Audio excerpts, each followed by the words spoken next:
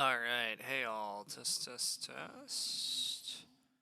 Alright, looks like we're live. I'm at a pretty different time than I normally am. We're a little later here into the evening slash night.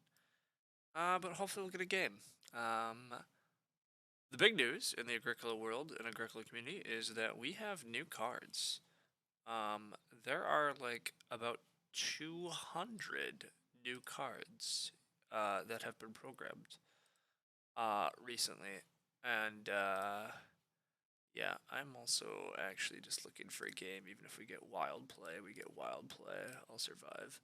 Um, anyhow, yeah, we have a ton of new cards. And Agricola is like such a richer, more fun game when there's a ton of cards. So hopefully we'll get a game.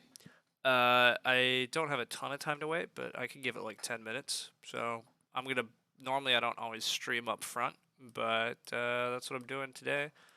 I am gonna go drop some stream announcements, and we'll see if that doesn't pull in some players that might be paying attention also.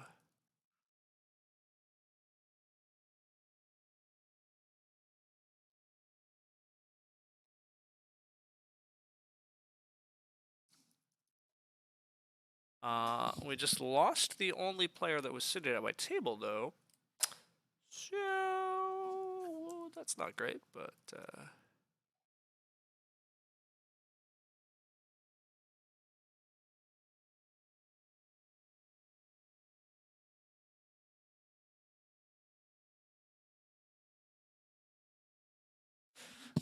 but yeah, I'm gonna be up a little later than I'd like to be. But I wanted to play with new cards, and yeah, I don't have a lot of good times this week, and so we're fitting it in now because I want to. But yeah, I don't know. We'll see. We'll see if we can actually get people to sit at our table, or see if anybody wants to create a table. But we got new cards to play with, so I mean, people should play. But who knows? Who knows?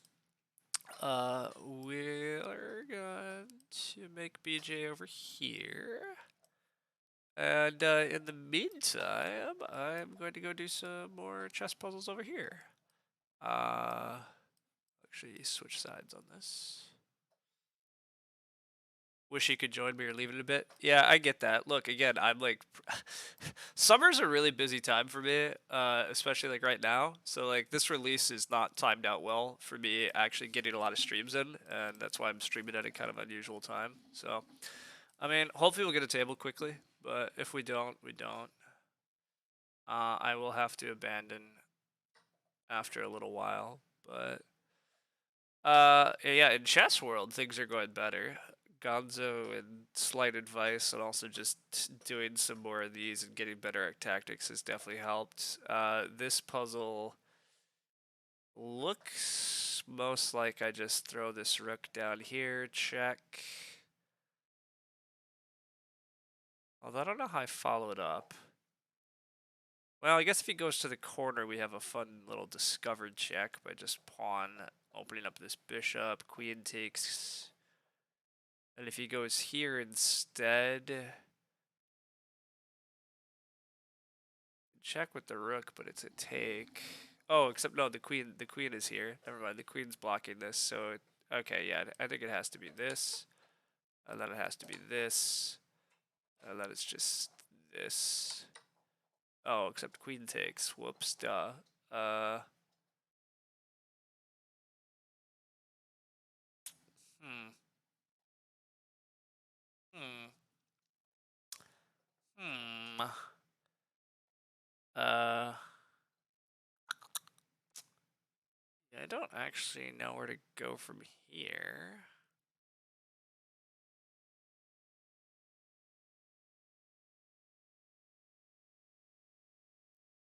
This rook is currently in danger? Like, maybe it's supposed to slide over here. Doubling up rooks is usually good, but that doesn't seem instantly winning.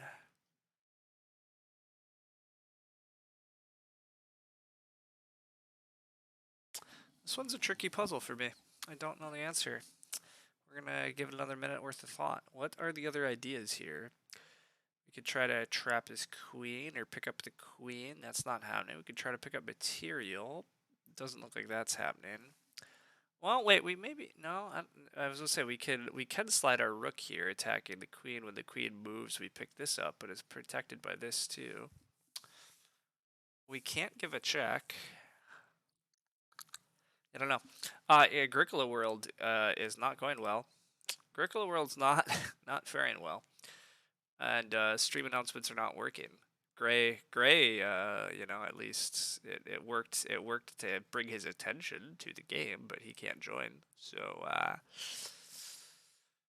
it could be that I'm just not trying to play at the right time, and we will not get a game. I guess I could drop.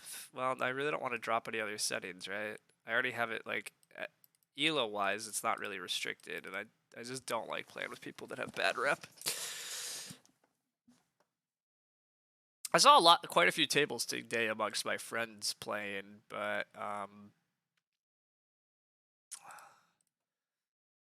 guess it's just not the right time to get a table. Various Weathers playing a solo game. We could peek at what Various Weathers solo game is doing.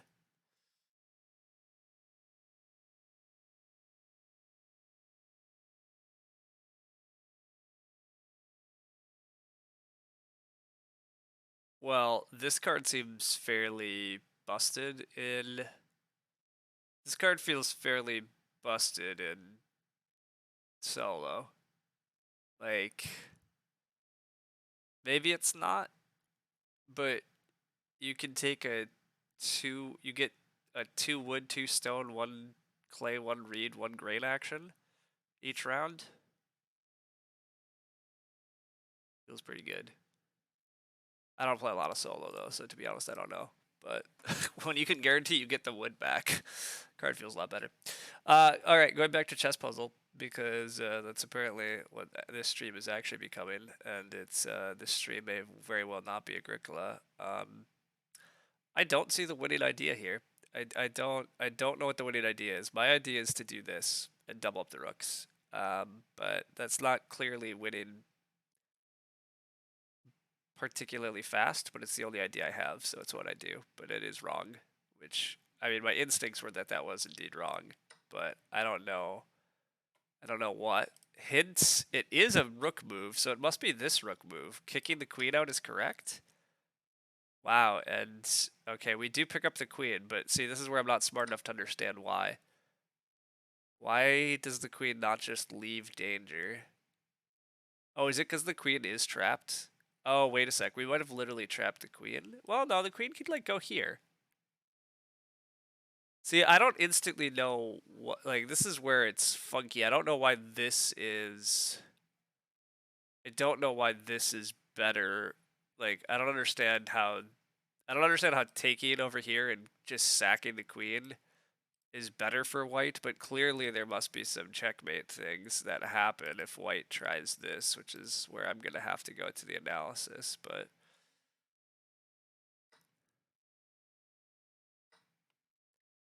Alright. I don't understand that chess puzzle. Don't understand this position, but we're gonna figure out this position. Alright.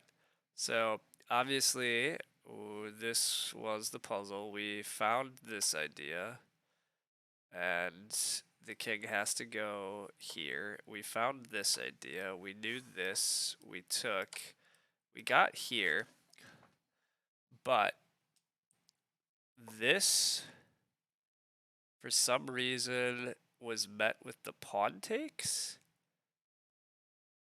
which, to be fair, this is like, this is just saying like e4, which is better. Yeah, I don't understand this. Like, why can't the queen just go to safety? That's not even on the list. But what happens if I do this? Oh, you're no longer protecting the diagonal. Duh. Okay. As soon as you leave this never mind. Okay, that's why you can't do this. As soon as you leave this diagonal, the checkmate threat's still live. Duh. That's the problem. That's the problem. You can't stop this checkmate from here. Oh, well, no, yeah, you can do this. You can do this, but then this... Rook to f2... Okay, now it's just trying to be slow. Eventually you get to do. Okay. Well, I wasn't good at that puzzle. Wasn't good enough to. I forgot about all that. But all right. The Agricola life is not looking good, everybody. I might have lied about this whole Agricola stream. Although not really my fault. It's just sometimes you can't get players. Sometimes you can't get players. But it's pretty unfortunate. 13 minutes of waiting already. We only had one person come by. No other tables have been kicking off since we've been waiting. One of the great parts about this coming to BGA was hypothetically there was gonna be hypothetically there'd be some more players. It'd be easier to get games, but this was always an issue on Play Agricola too. Sometimes you just can't get what you want. Also, I forgot the new game pages are here, and like they're kind of cool, but oh, there's the game in progress. Okay. They look kind of cool, but as usual with I'm whatever. I'm a curmudgeon when we first get stuff, but oh, a game did start in real time. Interesting. All right, I slightly lied, although I didn't even see this one forming, but that's because I was focused on other stuff. This game started just a little before me, although nobody's actually playing. Nobody's really playing the. We're not really getting games with new cards, so it's also interesting. We got new cards, people. I mean, here's a new cards game, but this is specifically somebody's friends, so I would have never seen that game either.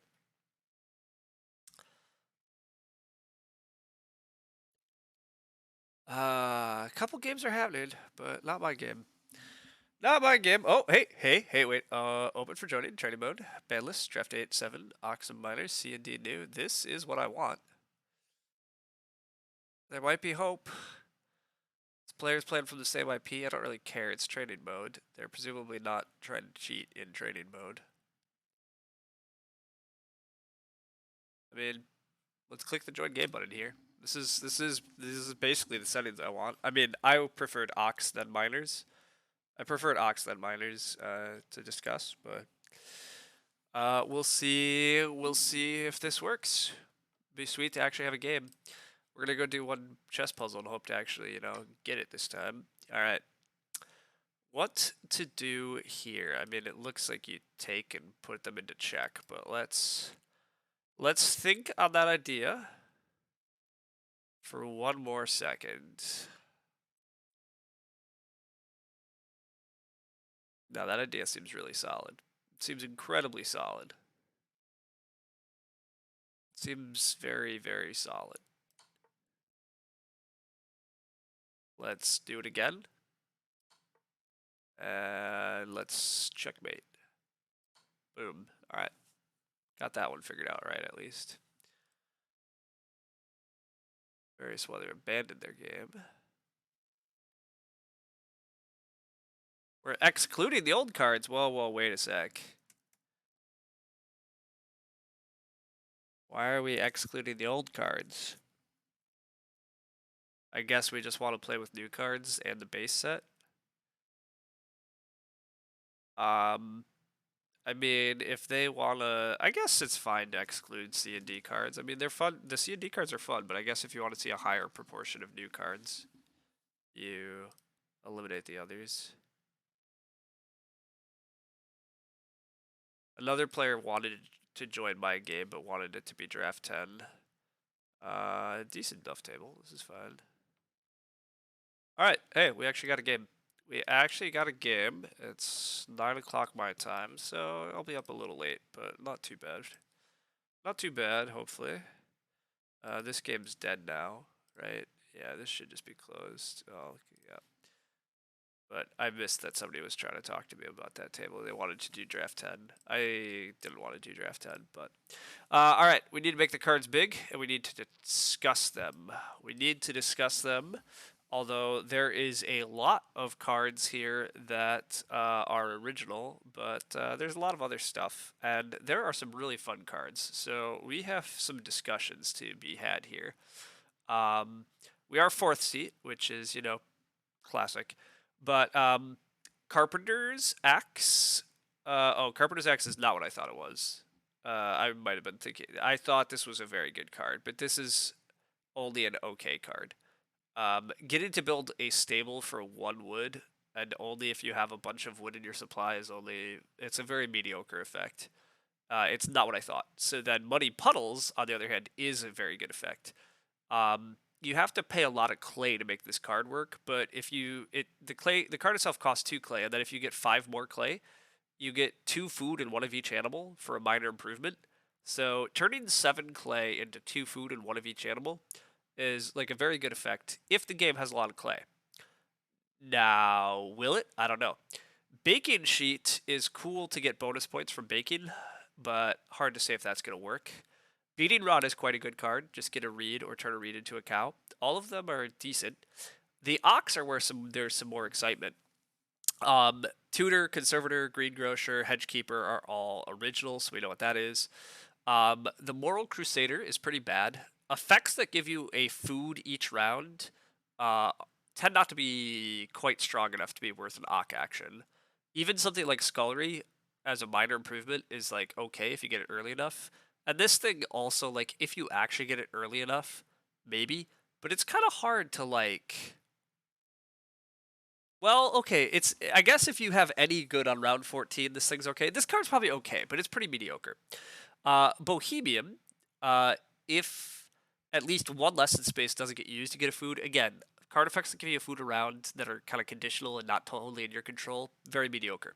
The good cards here, Haydryer. Haydryer is quite good. You just fence a bunch of pastures early and you get free cows each harvest. You can get free cows if you have 4 pastures or more. Even if you have like 3 pastures, this is a food for a cow every harvest. This is quite strong. But I think I'm taking Cornmaker here because Cornmaker is also quite strong. Cornmaker says every time somebody takes at least 2 reed from the reeds bank, you get a grain or later can buy a veg. This is a crop source. It triggers a lot. Not a lot, but like 5 times probably at least. Like 2 reed gets taken very often in this format because people want to build so many rooms because there's so many resources. So I like Cornmaker a lot. I kind of like Carpenter's Axe, but I think I like Muddy Puddles here too much. I think Muddy Puddles is a very good card. We need to see some clay injection, but even like Conservator is already slight clay injection. So the other players are probably going to be pretty slow here too.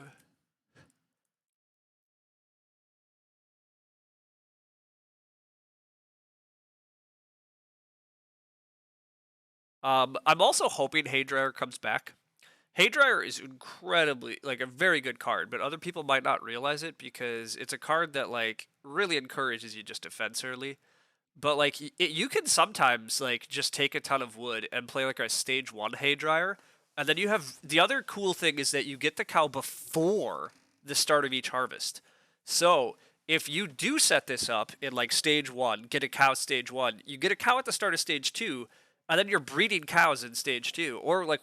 Or again, stage 2 and stage 3. Like, basically, this card could be an absurd number of cows because it enables you to breed cows. And then it still gives you a cow every harvest, so you're getting 2 cows a harvest, all for the effort of just fencing early. And we already know how much fencing early can pay off. That's partly like Muddy Puddles with that card back would be sweet, so we'll see. All right. Some other good cards. I don't even know some of these as much, so let's read them. Each time you build 1 or more stables, you get to put food on the future rounds. This is a cool combo with that Carpenter's Axe, but again, I don't think stable stuff is that strong, so not that interesting. You get a wood for each room you have. If you have more rooms than people, you get an additional wood. This card's pretty good. Turning 2 food into wood injection. This game's going to be pretty wood rich because of this, if this gets passed around. If you have at least so many sheep and so many cows, you get a bunch of food. You need at least 4 unused spaces, so you get some food for wood at a point. That's only okay. Clearing Spade, we know. Chop House seems exciting, but again, it's a card that like puts food on future rounds, and it's for taking grain and veg actions, which you don't really want to be doing anyhow. 2 clay to a point is okay, but with Cornmaker, I especially don't need this. This thing is just very reliably okay. If you don't have that many ox left in hand, or even if you do, you just get to start player with this and get a resource. That's fine. Each time you use fishing, you can turn a grain into 6 downstream food. That's pretty weak. Turning grain into downstream food is just not that exciting. Grain already converts at a very favorable rate. You have to take a bad action in fishing. So I don't think that's the play here. I think the play is probably take baseboards, but let's see what else we got. Tree Gardener, you get a wood and you can buy extra wood. This is a totally okay card. The problem is most of the harvests in the game come late, and spending food early for wood is rough, but it's okay. It's okay if you need a little wood. Each time you play this card, and each time after you use the lesson space or the clay pit space, you get a clay. So this guy just gives you a bit of clay. Totally okay here with the Muddy Puddles, but not a great card. Not a great card. Riverine Shepherd, each time you use Sheep Market or Reed Bank, you get one good from the other space. This is actually kind of nightmarish for us, because the reason this is kind of nightmarish is it makes it makes my Chord Maker significantly worse. This is like the worst card to see in a Chord Maker game, because anytime this player takes Sheep, they're going to steal a Reed from the Reed space, but only one. And so it really it could really mess with my Chord Maker stuff, but I don't think it's enough reason to de-draft it yet, but I would love to probably just de-draft it on the wheel. Each time you take bottom feeding, you get some extra goods. That's not that great, but it can be a fun combo with other stuff. Shifting Cultivator, each time you use a wood accumulation space, you can pay 3 food to plow a field. This is okay. Um, Games can be incredibly food rich in this format and aren't always, being able to turn tons of extra food into plows while you're doing actions you probably want to do anyhow is fine. And then Pavier is pretty cool. At the end of the prep phase, if you have at least a stone in your supply, you get a food, and at the end of the game, you get a veggie in round 14.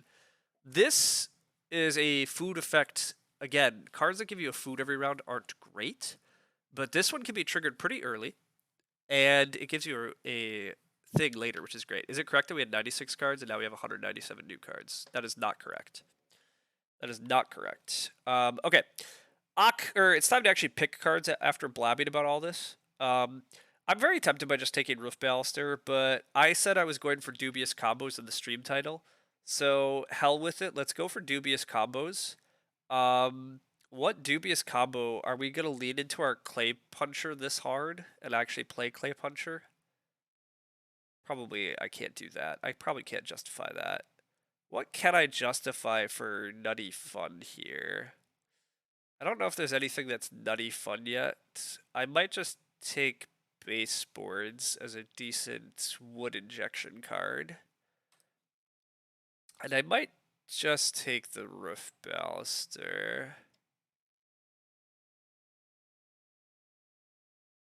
And then we'll see if we can get some fun stuff happening. Alright, lots of new cards here. Each time you build a number of fences equal to or greater than the current round, you get a veg. But you need one unplanted field. That's only okay. At the start of each work phase, if you have at least 1 clay, you can exchange a grain for 2 clay and a food. Turning grain into clay and food is kind of dubious, but mildly interesting. Hawk Tower, you're going to put a stone room on round 12. And if you're in stone at the start of that round, you get that. So that's cool. Moldboard Plow, totally legit. All the math about rounds harvest were interesting. Feels like those are some of the most interesting changes. Yeah, there's a lot of cool stuff. Bottles is classic. Corf, anytime somebody takes at least 3 stone, you get 1 stone from the general supply. That's pretty weak.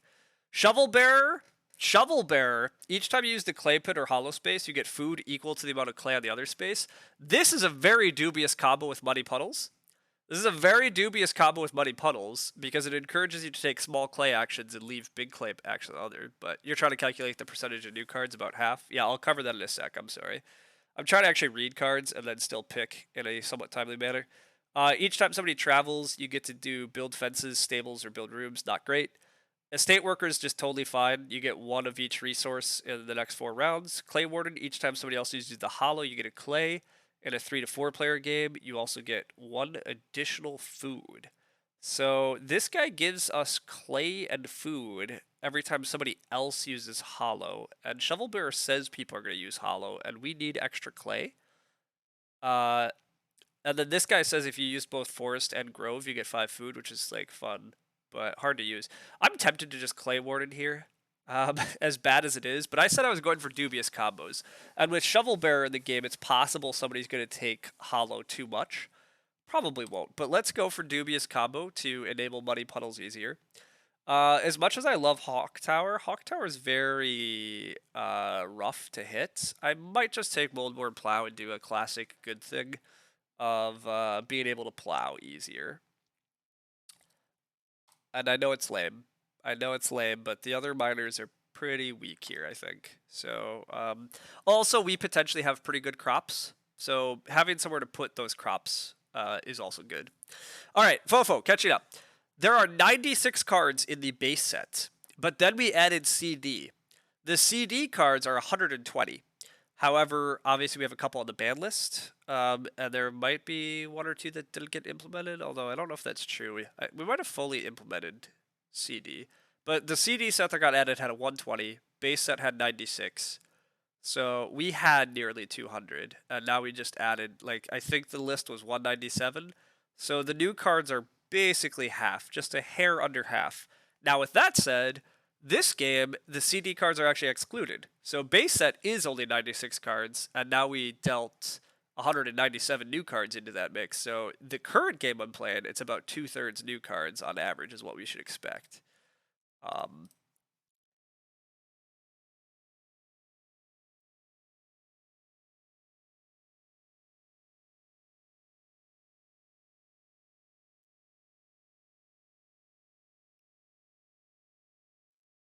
as is,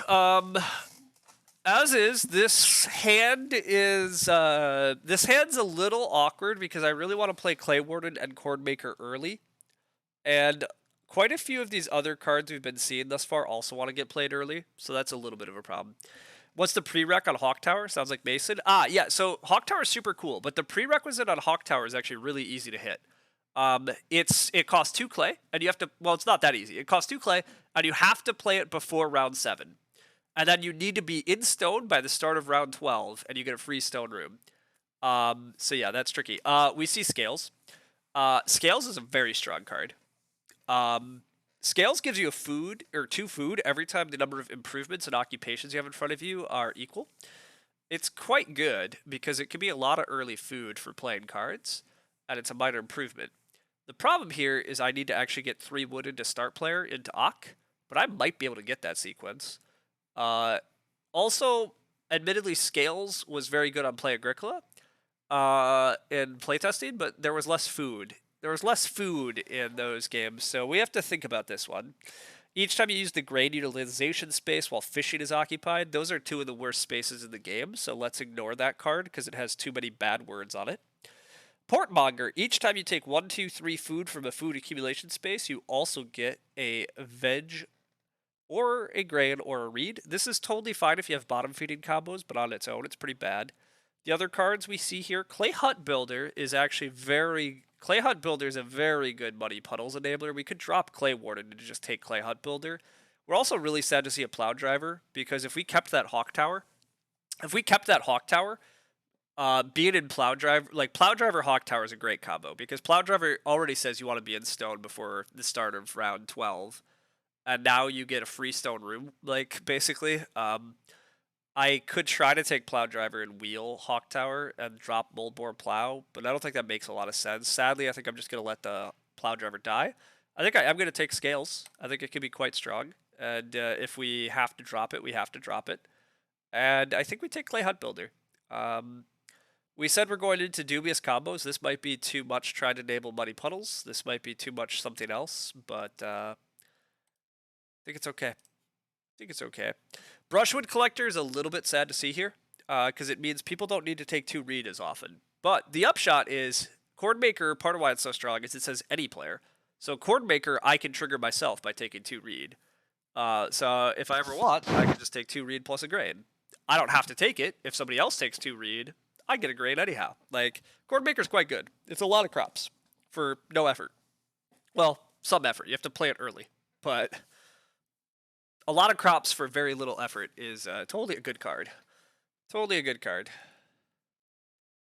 Muddy Puddles is also going to be like a quite strong card, just giving us a bunch of animals for like no effort. We're really hoping the Haydryer comes back, by the way. Haydryer coming back here would be wrong, but it'd be amazing.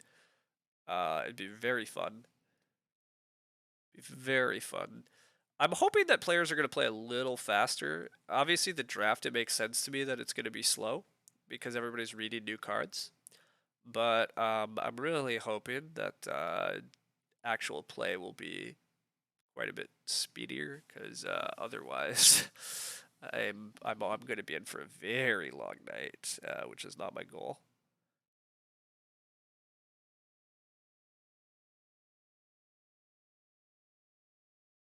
So yeah, the current also for the record, by the way, yeah, scales with passing cards is a little bit awkward, so we should be a little. Oh, Haydryer did come back. Okay, well, um, yeah, so we're definitely Haydryer. Haydryer coming back is wrong. I should have first picked Haydryer to be fair, but I didn't want to. But this is very good. This is very good. Haydryer is very good. Free Cows is excellent. Free Cows is wonderful. Muddy Puddles is fun. Exactly. We're gonna be doing weird things this game, but it's gonna be glorious. Uh, baking sheet. Baking sheet could be okay here because I'm gonna get a lot of grain from Cornmaker. I'm gonna get a lot of grain from Cornmaker, and I have a moldboard plow, so I can sow it all. And then if I ever do bake bread, I can turn that grain into. Although it does say each time you take a bake bread action, so I have to actually bake. Okay, this is a bad card because you have to actually bake bread, so you have to turn a grain into food, and then you can turn an extra grain into food. This is not very good. That's what I was just saying.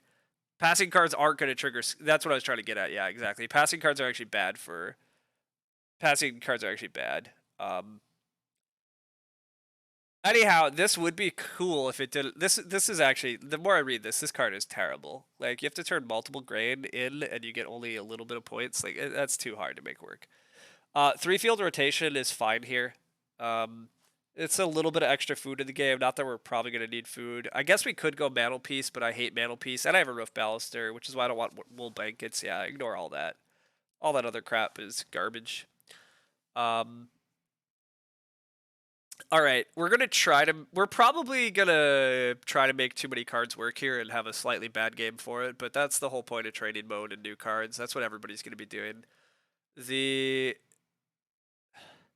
the goal of the game probably, if we were playing this hand actually trying to win, is to play an early chord make or get an early scales, play an early chord maker, build the first room, grow, then try to fence rapidly with Haydryer, then get moldboard plow happening, and just make a pretty farm on like 3 rooms.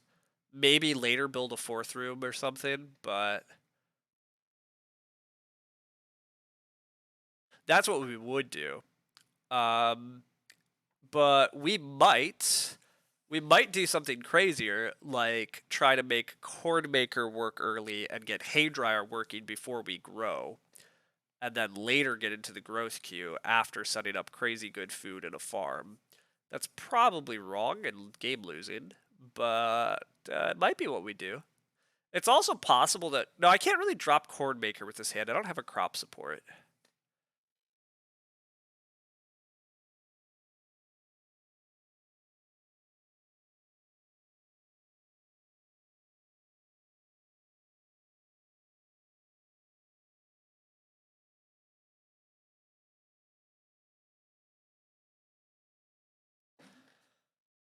Um, yeah. All right. What has come back? What has come back? Hey, the Riverian Shepherd came back. Remember this Riverian Shepherd we talked about? How it could really mess up my Cornmaker? The upshot is nobody's using it yet. I could totally Clay Puncher to go extra crazy on this Clay plan and Muddy Puddles stuff, but I think it's probably overkill at this point. Although, somebody did take Shovel Bearer? I think this was in the Shovel Bearer pack, right? One of these cards says Milk. Yeah, I don't think Milking Parlor is that good though, right? But it still might be correct here. We'll think about it. Not Shovel Bearer. Shovel Bearer is in the draft, Lumen. It was in the draft. It exists. I'm not saying I'm taking it. What I'm saying is somebody else might be using it, which is going to make the clay economy very funky. But, oh, this tells me I have to use Clay Pit, though. Wait a sec. I should just use Clay Warden still and draft off of them. Shifting Cultivator here is mildly interesting if I didn't have this Moldboard Plow. Shifting Cultivator gives me extra reason to argue for just doing crazy early Haydryer crap.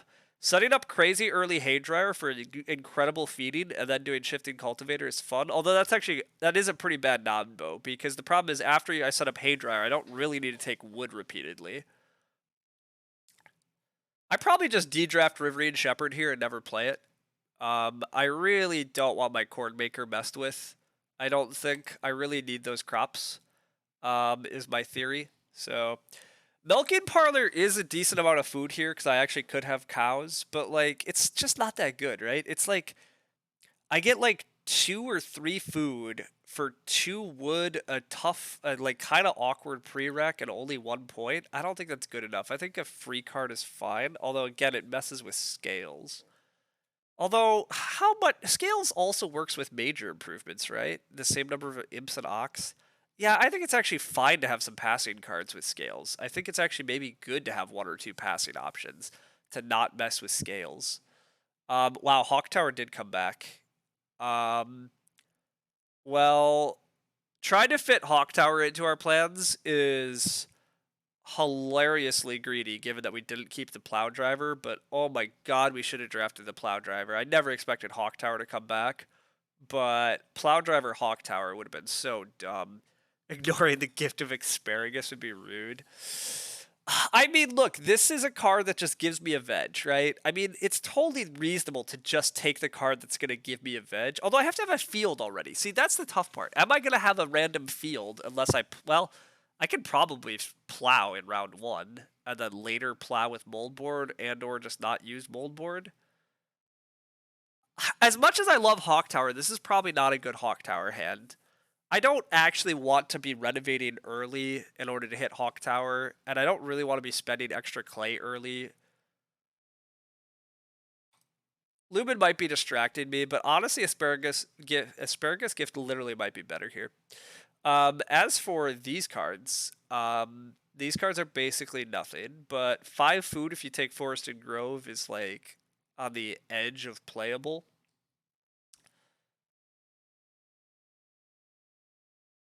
Stagehand, on the other hand, is not playable in my opinion. Not very good, at least. All right.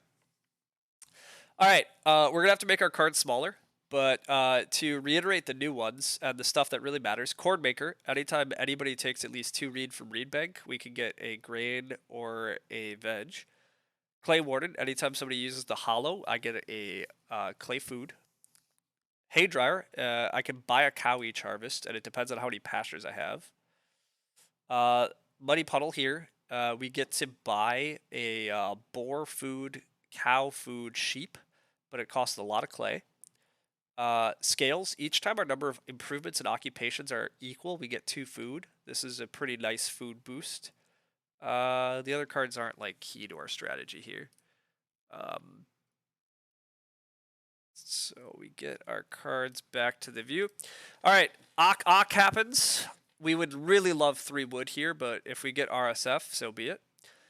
Before the start of each round, if there are goods on the remaining round spaces that are promised, you get a food. This is very concerning to see because I suspect it means red is going to re-up start player. I actually probably don't get to go 3 wood into scales. Being 4th seat in a game with new cards is actually probably really unfortunate because people are probably going to start player way too much. Moral plus Toad is pretty good. Yeah, okay, actually that's fair. That's true. That's true. Wow, it's a very early start player though. Very early start player.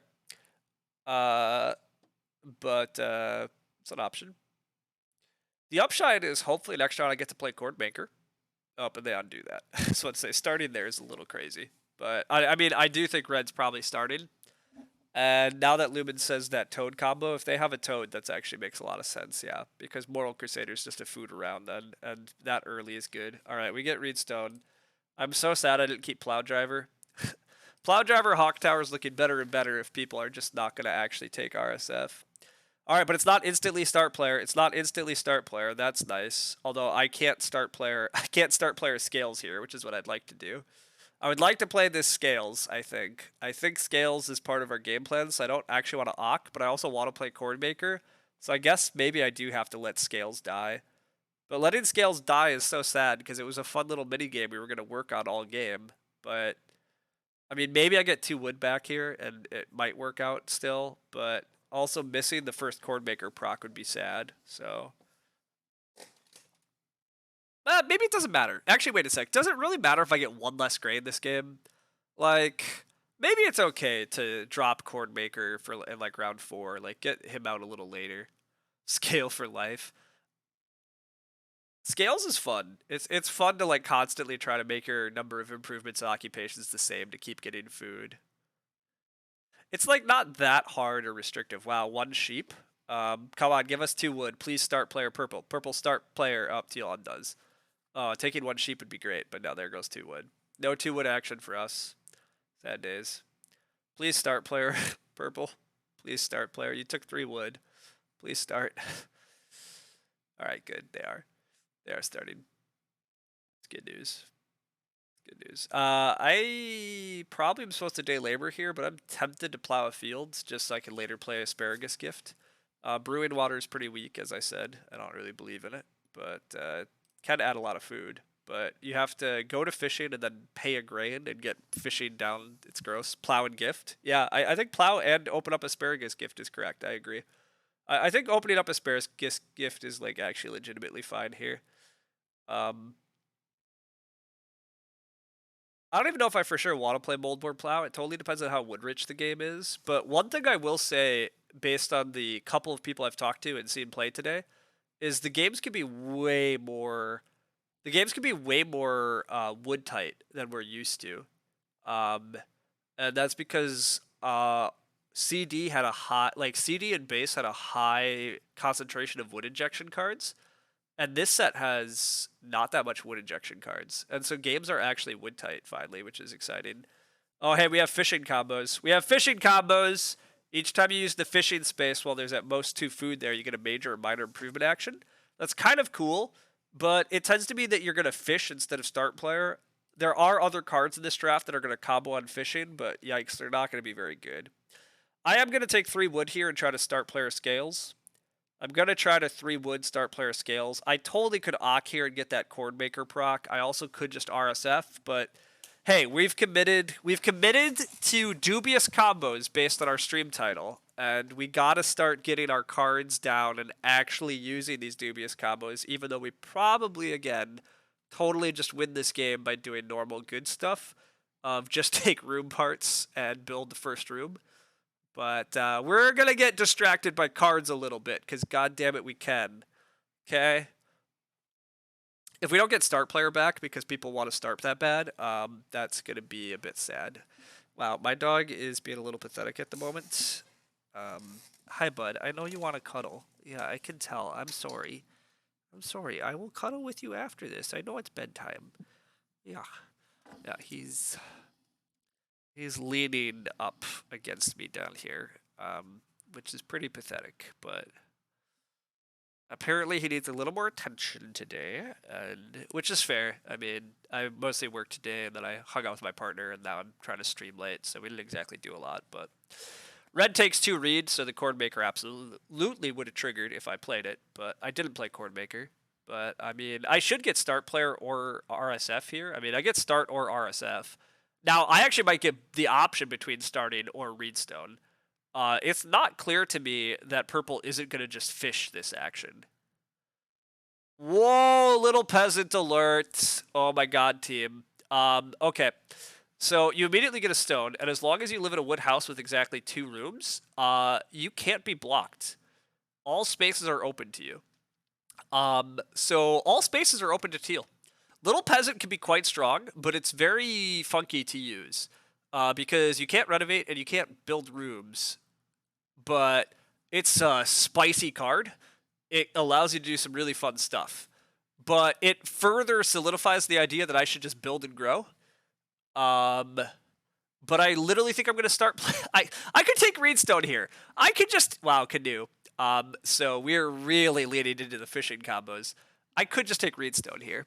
I could just take Reedstone food here, people. I could just take Reedstone rather than play the scales. Am I actually gonna throw my game away rather than just take the freaking good action that's being handed to me? I gotta just take the good card, the good action. I gotta just take the good action. I got handed a Reedstone food. Red is gonna start player. Stupid Moral Crusader. Boo. Chop House? Oh my god. I mean, or Clubhouse. Clubhouse, not Chop House. Okay, Clubhouse is pretty good. Clubhouse is pretty good. You get a food on the next 4 spaces. You get a stone that triggers your Moral Crusader. You don't have room parts, but Little Peasant can take Reedstone food here. If they want. They could take another Ock action. How strong is Little Peasant? What are the support cards? So more RSF does get taken. So for the record, there's extra Reed and extra Stone in the game now because of this. If Little Peasant is going to copy Reedstone, Reedstone is actually not the best action space on the board. Anyhow, yeah, Grow without room cards are very good. 2-room Ox are good. Praying for round 12 Urgent Wish indeed is correct. Basically, Lumen's correct. The strongest way to play Little Peasant is to just do really good farming stuff, take really good actions, and then you hope for family growth without in 12, because Little Peasant, you don't even block yourself. You don't block yourself. So the reason that you hope for growth to flip in 12 is because with Little Peasant, you can copy growth twice, and you can't be blocked. So you double grow in round 12 on the family growth without space, and then in round 13, you can't be blocked on Plow Sow. You can't be blocked on Grow. So you just get to take those actions. And then you can also like last action Red Fence without getting blocked. Or like just last action Reno and not get blocked. I mean, as soon as you Reno, your card is not used, but you can save that Reno for like the last action of the game. So Little Peasant games are like very funky, but absolutely can work. We do see some more cards getting played. Pavior is just going to put more food into the game. That's fine. Portmonger is completing our fishing combo, which we kind of expected to see from other people. We could just be boring and take room parts, and I will just be boring and take room parts. This is not just room parts. This is start player scales parts. Little Peasant and Big Country sounds invincible. Absolutely. Big Country would be absolutely completing like you think they're done. Yeah, no, sorry. There definitely could be more combos that say fishing. The only thing I will say here is Portmonger gives you a grade when you take 2 food fishing. Angler wants you to take 2 food fishing. Brewing Water wants you to spend a grade when you fish. So, like, I see the idea here, but holy crap are all of my opponents throwing so much food onto the future round spaces. This game is going to be insanely food rich. Nobody's going to touch traveling. I don't really care if I don't have great food source this game because there's going to be infinite food. So, I might start player scales here into build room. Might be the correct. Oh, this does not work. This does not work. This does not work. There's no wood on this space. There's no wood on that space. So yeah, Little Peasant might be an interesting Stork's Nest enabler potentially because it does allow you to Ock spam here because you also can't get blocked on Ock. But I'm not convinced Little Peasant's Little Peasant's very funky to play well. But it can be pretty strong. It often the only big issue is like Little Peasant's best game plan, as Lumen says, often is just praying for round 12 growth to flip instead of round 13. Because it's like it's just that much different action counts, and that can be very game deciding in the late game. But yeah. 4 Clay goes, which is totally reasonable. I think I am probably playing scales here into stuff. Although, God, I could take another RSF, but I really don't need another Reedstone. Really don't need another Reedstone. Also, this might not be a very good chord maker, because who's actually taking 2 Reed actions at this point, to be honest? I don't know how much competition there is for Reed when this fishing combo is probably adding way too much Reed into the game. This Little Peasant can spam Reedstone food if they want and add Reed to the game. Wow, we're taking one food fishing now is how good our fishing combo is. I mean, I guess you get a reed, veg, food, and an improvement action. Maybe it's okay, but I could just take it ourselves, but possibly underwhelming. I think Chordmaker is still worth playing, to be clear. I think Chordmaker is still worth playing because an Ock that gives me a couple of grain and a food is still fine. Even if it's like 2 grain and a veg. Like, if I have to spend 2 food for the veg later. That's probably good enough because I have no crop support in this hand. And, like, I can take the extra reed myself and go for a BMW this game. And then that gives me a better reason to keep taking reed in the future. So, like, I'm still going to play Chordmaker. I'm just saying, like, compared to a lot of things, there's a Brushwood Collector in this draft, too. So, like, there probably is a lot more reed injection here, and Chordmaker is not going to work quite how I would prefer. But it's all right. This game is a little slow. I'm actually pretty worried. I might tell these players I need them to play a little faster. I get there's a lot of new cards, but and I get we're in trading mode, so there's no limit. But this is like a very slow start. A lot of these players are like very clueless as to what actions to take. The clay here is looking a little rough. It's looking a little rough to get how much clay we want, but that's all right. We get our scales down. Get our scales down, although Reedstone was just there, but no timer penalty in trading mode. I know there's no timer penalty. Like, I get that, but all right. Do I build room here? I think the answer is I do build room, and I'm okay getting Ock back, but I think I just want to build a room. I want to build the room. I think I wanted to get scales down. Yeah, there's really nothing on this board. If 6 clay got left for me, I would have been very tempted by 6 clay because of our Muddy Puddles dreams. But that wasn't an option, so I think it's good just to get this room down. I think it's good just to get the room down, do normal stuff here, try to build and grow. On the wheel, we would love Freeok. Freeok is the best action on the wheel. 3 wood is a good action. 4 food is okay. Expensive Ock is okay. Reedstone food is okay. Yeah, I think that's probably my priorities. I would like a lot of wood. I would really love to just get an early haydryer going after this point. Just fence and get haydryer going.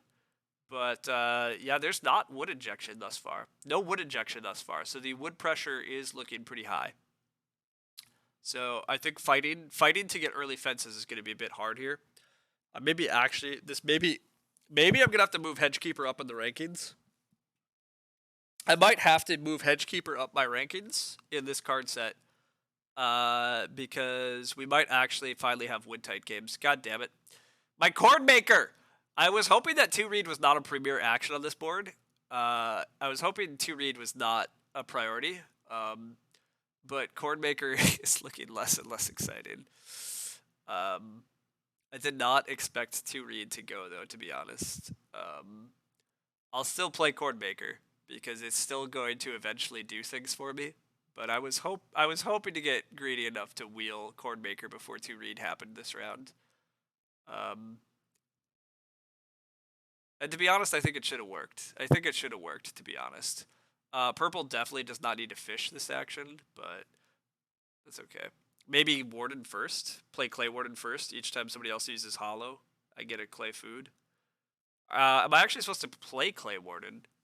Oh my god, the herring pot! Oh my god, the herring pot! Lumen, you were correct. It's not done yet. The combo was not done yet. It's not finished. Oh, they all say fishing, but they have no room parts. Alright. Okay, am I actually playing Clay Warden? Is Clay Warden dumb? Clay Warden's not very a good card, to be honest. But I need a little bit of clay. Meh. The problem with Clay Warden is it doesn't work when I take it. So this is like maybe 3 clay, 3 food for the game.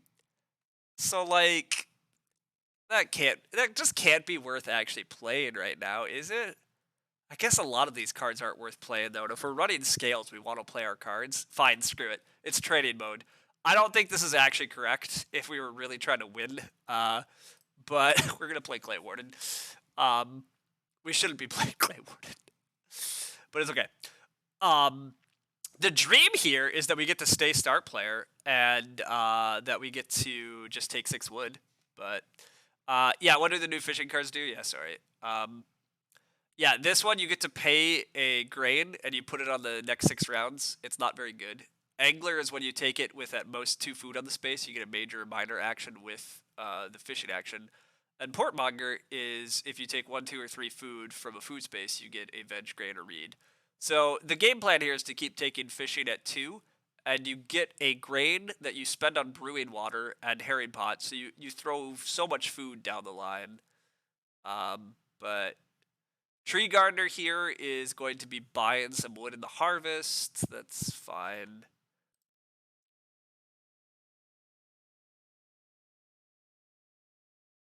These players are not assembling room parts. This little peasant's actually very hard to know what they're doing. They need to take these sheep. I don't know what they're thinking about. Okay, they are going to take a 4 food action trying to put food pressure into the game. Like, this is obviously nonsense. You do not have time to take a 4 food action when there's a pile of sheep because, like, now you have to take the sheep later. Okay, sad days, we don't get left 6 wood, but upside we get 4 wood. 4 wood is a great action here. Anyhow, yeah, I don't agree with Teal taking a 4 food action. There's so much food in this game between this Pavior, all this fishing shenanigans, this guy's Moral Crusader, Clubhouse. Like, there's so much food. I would not take a 4 food action when I could take an 8 food action. I would be worried about room parts. Growth flips. Oh, team, we are rolling. We get to take 4 wood to grow. Yes, please. Yes, please. We get to grow with our asparagus gift, and then we can Ock Corn Maker and get food from scales. Oh, yes. Just what we needed. The only unfortunate thing here is red actually gets to double build. Red's going to get to double build and double grow because the other players are being irresponsible with collecting room parts. So it's a little scary always when somebody else is going to get to build and grow too much. But hey, we're getting to grow here. It's good. What's a card in this set that's deceptively strong? I don't know all what's in this set. The problem is they just implemented the easiest cards from all 4 published decks. And while I peeked through the list, I'm not that familiar with all these decks anyhow, to be fair, because I just play them in person here and there sometimes. And then on top of that, I have no clue what they actually implemented off the top of my head or not with any certainty. So I can't really speak a ton on this set yet. I haven't really familiarized myself with what they added. But Haydryer, that's fair. What's a card that's deceptively strong? Haydryer is a great example. Absolutely. So before each harvest, you can buy a cow. It costs it's discounted based on how many pastures you have, so the cow can be free. And getting the free cow is actually very good. So, like, a very strong thing to do with Haydryer is to just fence 12, like, in Stage 2. You play Haydryer, you get a free cow at the start of Stage 2 harvest. Hopefully you feed normally. At the start of the Stage 3 harvest, you get another free cow. Now you're breeding cows during the Stage 3 harvest, and now future harvests, you continue getting a free cow, plus you keep breeding cows, and so you have just great food. It's a great reward for fencing early. It's very strong because you can actually like max your cow points, or at the very least you get like guaranteed like 3 cow points. Wow. Purple is gonna fence here. Purple fencing here is obviously very bad. Okay, they undo that. Like that's crazy. You need to get room parts. Growth just flipped. Like really, purple probably should just suck it up and take 2 wood and then fish, so that they can try to build a room. But maybe purple has Haydryer and just wants defense. Yeah. Anyhow, Haydryer is a very strong card. Or quite strong. Very strong is maybe a stretch, but it's definitely like a A tier card. Like it's pretty good. A minus. It's definitely a card I'm very happy with. A lot of the time. Now, this game, am I actually getting to take enough wood? I don't know. Wood looks a bit tight, but you think the best way to learn with these is to play with these new cards only? Apparently, in creating the table, you can. Yeah, you can't ban the start ones. And I also disagree with you that the best way, like, you just need to mix cards in and play with them. Like, I don't think it, like, I don't agree with that. So I don't really care. But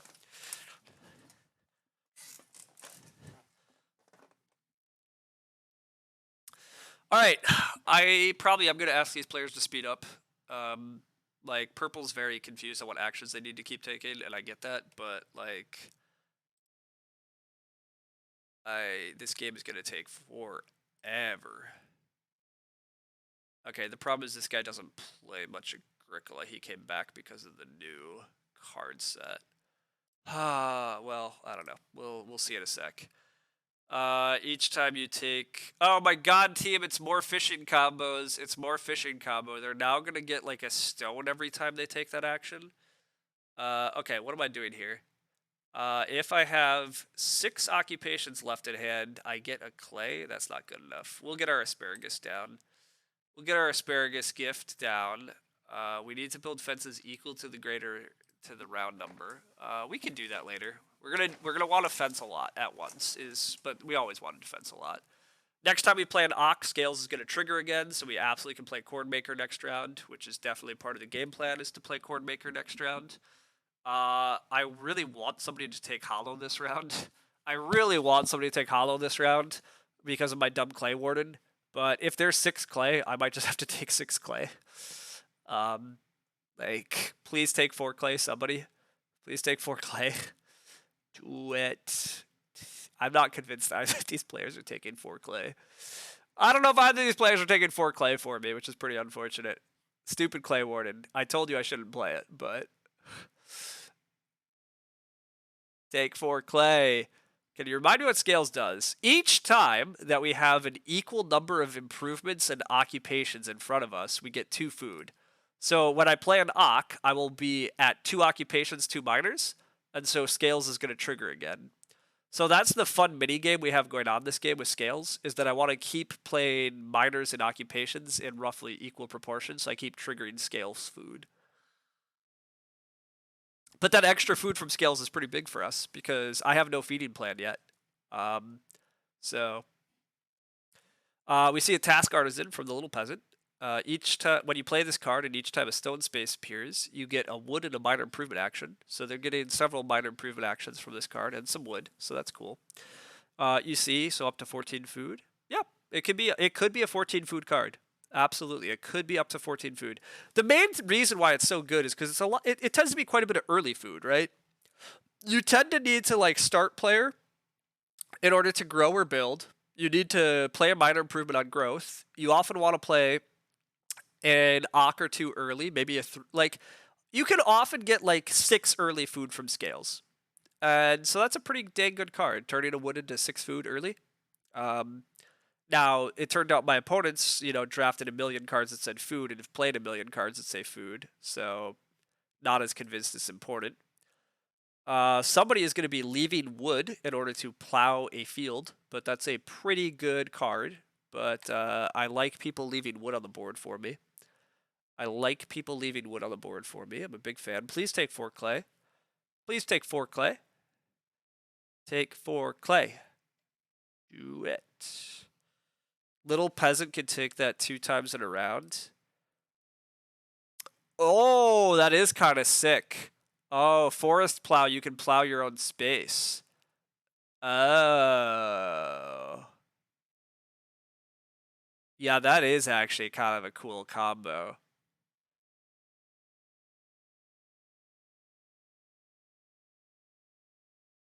Yeah, little peasant can actually go to the space that they left wood on. No, there's 6 clay at the start of the round, team. Oh, team. It needs a wood cart.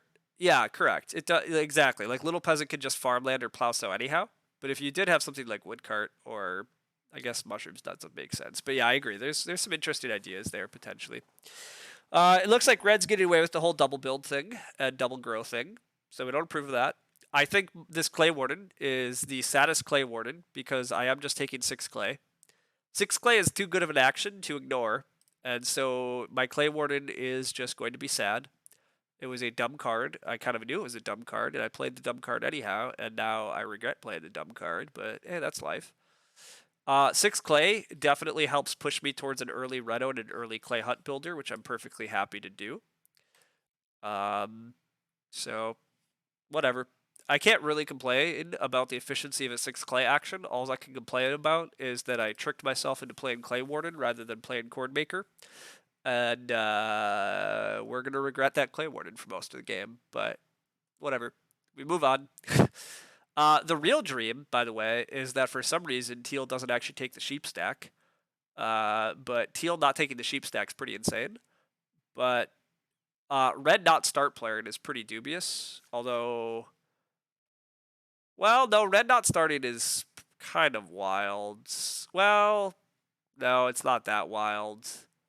Red's probably just getting double growth without even having to start player for it, which is pretty freaking sad. Like, come on, guys. Don't let him get away with that. Is there any chance that if I build the hearth, Teal's gonna let me have the sheep?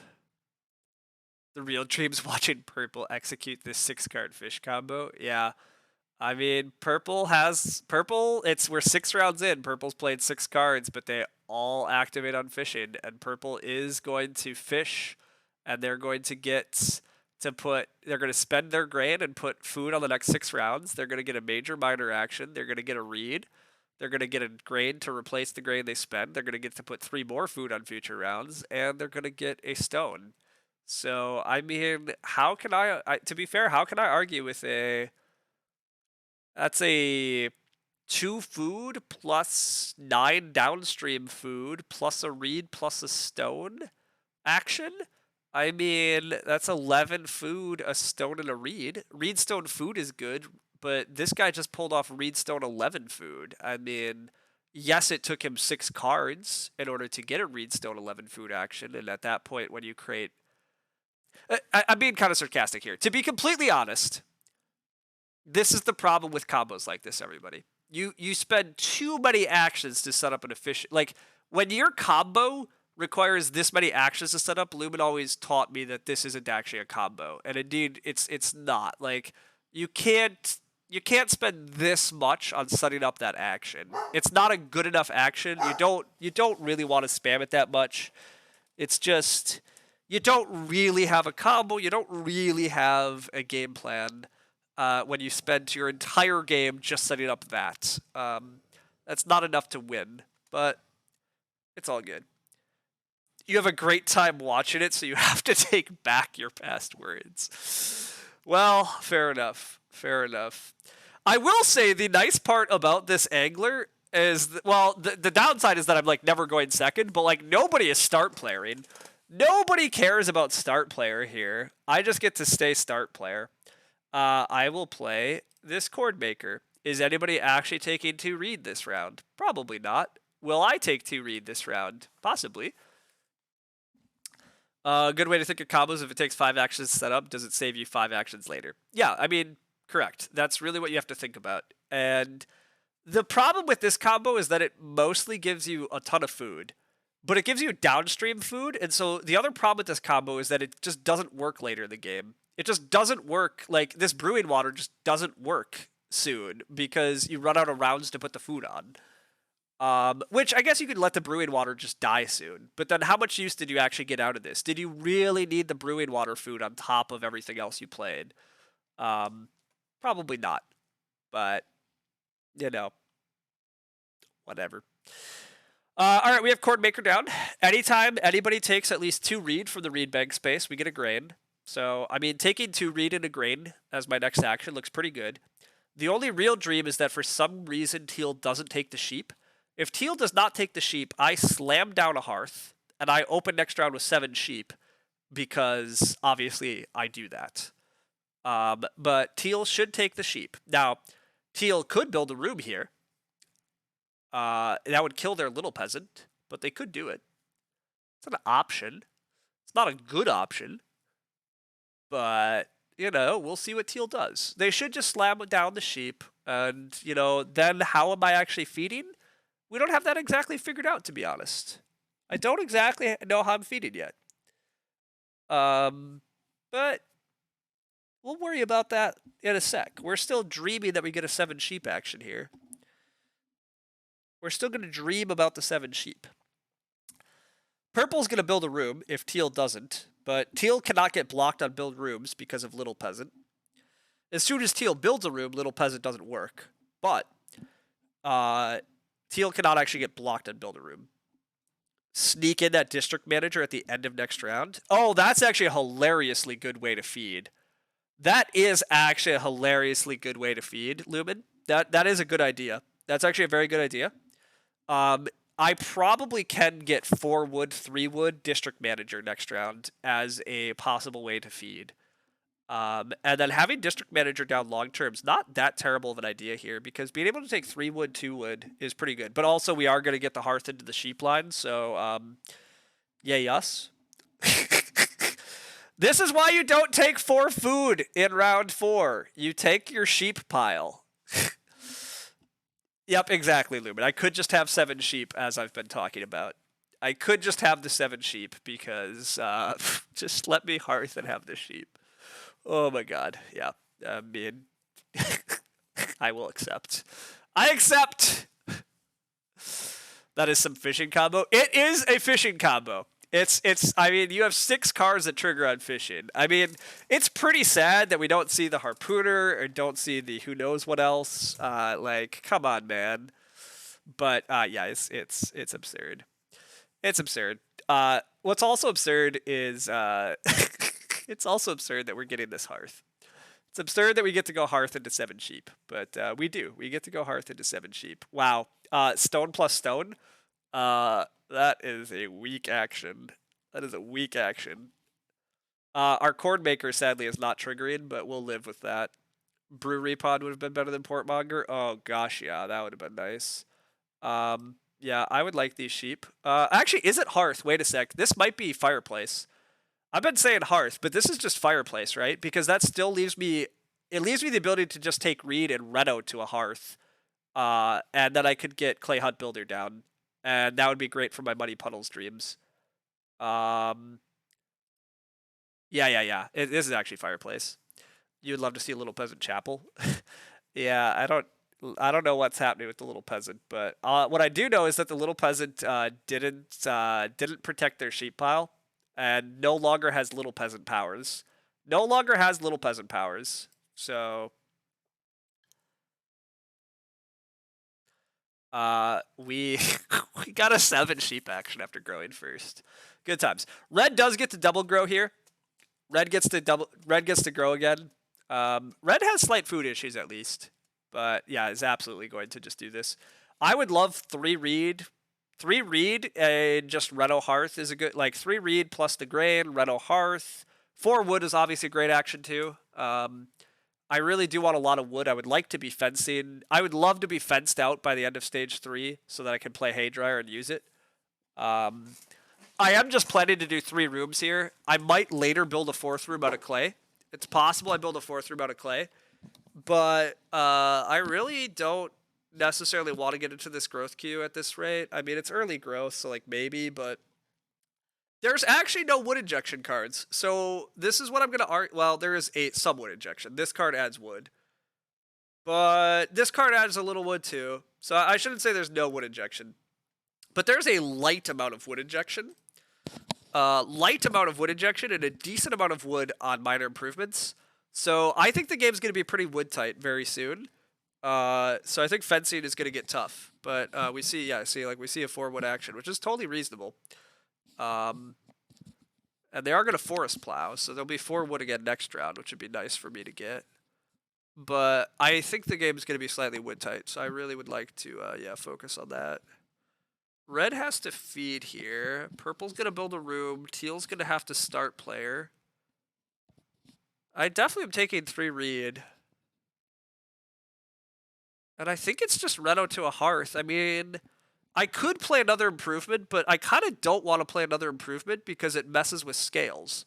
So I kind of just want to renovate, and then next round I can play Clay Hut Builder, trigger scales again. Now, do I need to be triggering scales again? Meh, Probably not, but like it's part. We said we were using our cards this game, right? We played a dang scales. We're gonna use the scales. We're gonna keep our food at an absurdly high. We're gonna just reno to a hearth and be happy about it. The wood pressure is high though. Wow, red's not even taking food. Red is just like that convinced they get a 3 food action here. Like, what happens when I travel next action? I'm not going to, but that's a kind of a ballsy gamble from red.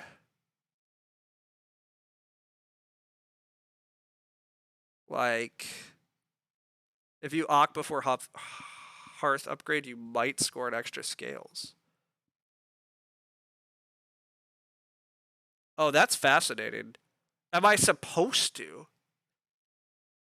Each time after you place an improvement or Ock in front of you, if you have the same number.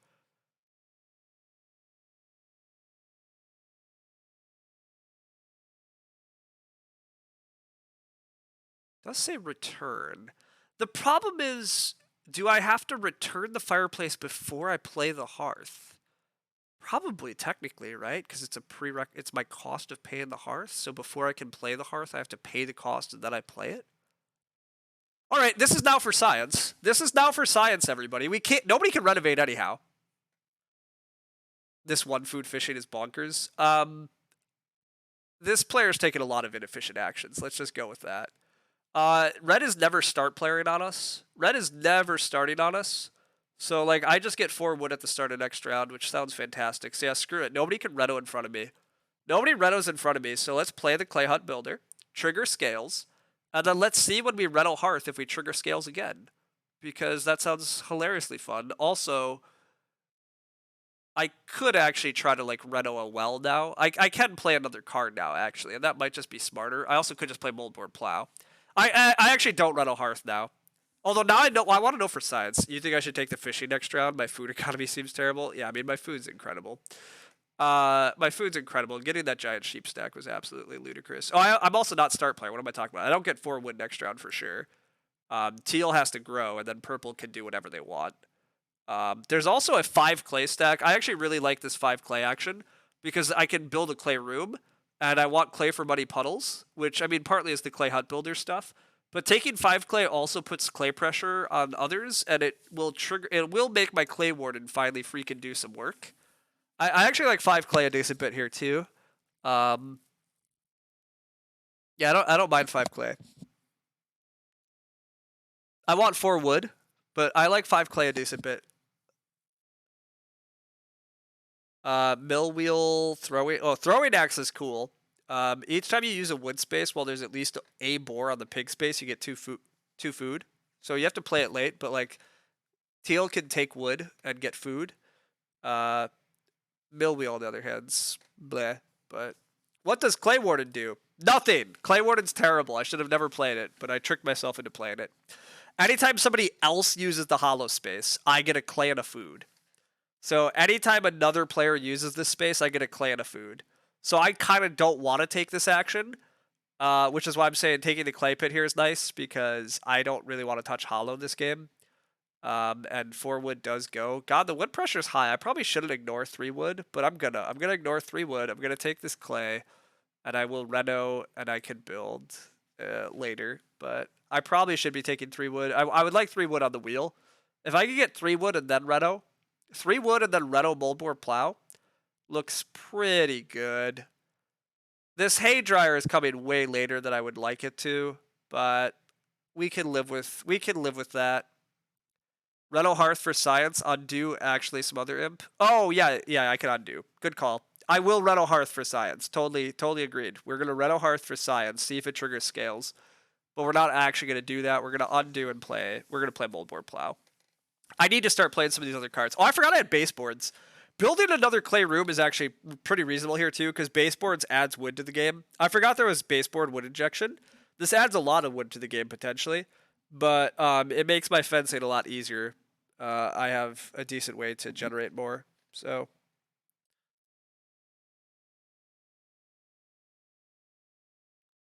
all right, I keep saying I should tell these players to play a little faster. Like, this game is going to be long. Red's like in a deep think. Red has 4 actions already, which is admittedly scary.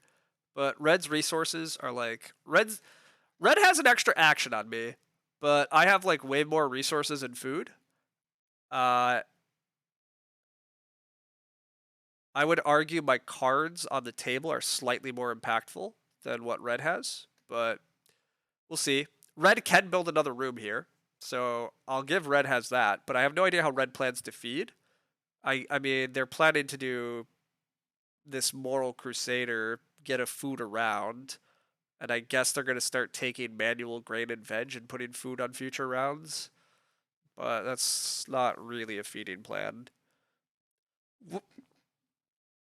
All right, wood gets taken again. Purple has the start player here to lock in their growth. Purple is supposed to start player, because otherwise red can build and start. Not that they're probably going to, but if purple takes 3 wood, I'm gonna be a little sad. I might just follow up with 2 stone, run a well. I might follow it up with 2 stone, run a well though. Well, although teal can build. Oh no, teal's out of actions. I was gonna say teal can build a well. Purple could also build a well on fishing. Purple could just fish plus well. Oh, purple could fish and build a well. Then I get 3 wood at least, and then I do just play moldboard plow. But if I could build a well here, that'd be pretty sweet. It'd be fun. I have easy access to Reno later with Roof Baluster, so that's always a nice option I have. But I'd like 3 wood. I need to start taking wood. I mean, again, this game's looking a little wood tight. Not terrible, but like we got a lot of rounds left. A lot of people need a lot of wood for fences. I'm probably being a little too paranoid about my wood, given I have sneaky baseboards. But like, I want to play moldboard plow, and I kind of want to like fence 15. So, and I would like to get this asparagus gift veggie. So I need quite a like. I don't want to run out twice. Purple does the thing I didn't want them to do. Purple chooses the let red jump me on the growth queue line. I mean, red would possibly starve. Oh, and they undo. All right, I am gonna ask them to be a little faster. Oh, they're going to take more stone. I mean, I get wood this way. But sealing this game is going to be a little hard to come by. Although I could play an early roof baluster after I build another clay room or something. But yeah, purple's taking purple's taking all the stone actions. I mean, purple's taking too many inefficient actions to win though. So I guess I shouldn't care if purple gets all the sealing because like what does it matter? We're definitely going to Reno, and I think it is just Reno moldboard plow. May as well get the plow out and try to use it when there's not that much pressure on the plow space, and get those plows out of the way. Nobody taking hollow this round is like mega sad. Like, where are all these players taking clay in the future? Why why is this the world's worst clay warden? I mean, it's gonna be a good Muddy Puddles. It's gonna be a very good Muddy Puddles for me. I will run a Hearth for Science. Absolutely. We'll run a Hearth for Science, and then we're gonna undo. And we're going to actually commit to something useful. All right, hey, the Clay Warden triggers. Boom. Clay Warden. Get wrecked. It worked, everybody. We played an Ock in round 4 in order to get a Clay food in round 8. Like champions. No, it was such a bad action. This was such a bad action in terms of tempo, this game. Like, if we hadn't played Clay Warden, we would have already had Cornmaker down, and then we could have played Clay Hut Builder and actually renovated last round. And then already have had Clay coming from Clay Hut Builder faster. And then we could have already built this round. But hey, you know, we've learned things. All right, upgrade to Hearth. Does it trigger scales? Return Fireplace. Because of... Oh, we did get 2 food. We did get 2 food from scales. It does work. Excellent. I think that's probably correct. But, yeah, interesting that it works that way. All right, are there any majors we want to play? I actually don't want to play Pottery. I don't want to play Pottery because I'm eating so much clay for Muddy Puddles. I don't want Joinery. BMW is not the craziest thing, but we're gonna just play the moldboard plow and start using it. It's gonna be fine. Gonna be fine. It's a pretty good spot to be in. We're pretty close to double building in clay, actually. I'm pretty close to double building in clay. I could double build in clay at the like if I take 2 reed next round, I could double build in clay at the start of round 10. I actually don't dislike that game plan at all. More rooms is like I'm happy to grow. I have the food for a while. Hearth goes, that's fine. I can never get a hearth now though. Never getting a hearth is a little. We're lucky that we got such a huge sheep stack early. Build baseboard 2+ wood fence, and then drop the hay dryer. Yeah. Muddy Puddles speeds up our cow breeding this game too. So yeah, double building in 10 seems great. Red's feeding is questionable. Yeah, I mean Red's food is bad. Red's food's very bad. Red is gonna like start player into the cows here. Like, I don't even know. Corf. Corf is we're throwing away a reed. Like Corf is never triggering, but sure. I don't know why we're starting. I would not start here. Red has this chop house action. Why are we not chop housing? If we took a veg, we get a veg and we put 2 food on future rounds. Like, I would not start, but they started. Whatever. If I'm double building, then baseboards puts me to 11 wood. I am gonna double build. Although baseboards only gets me. Oh, if I double build, baseboards gets me an extra wood. Oh god, I really want to double build then. Double build is like actually quite good.